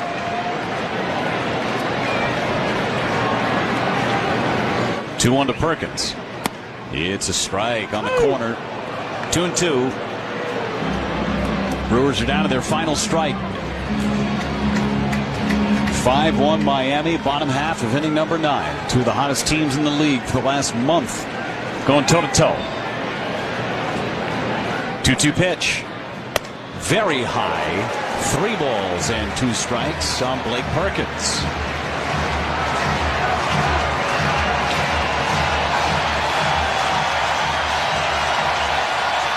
Fans on their feet. 3-2 pitch.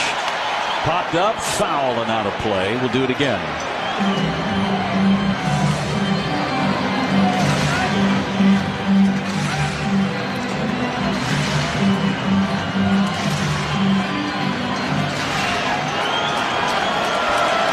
Three and two. 2 away. Faucher at the belt. Here it is. Foul back. We'll do it again. Cutter right down the middle. Perkins was on it.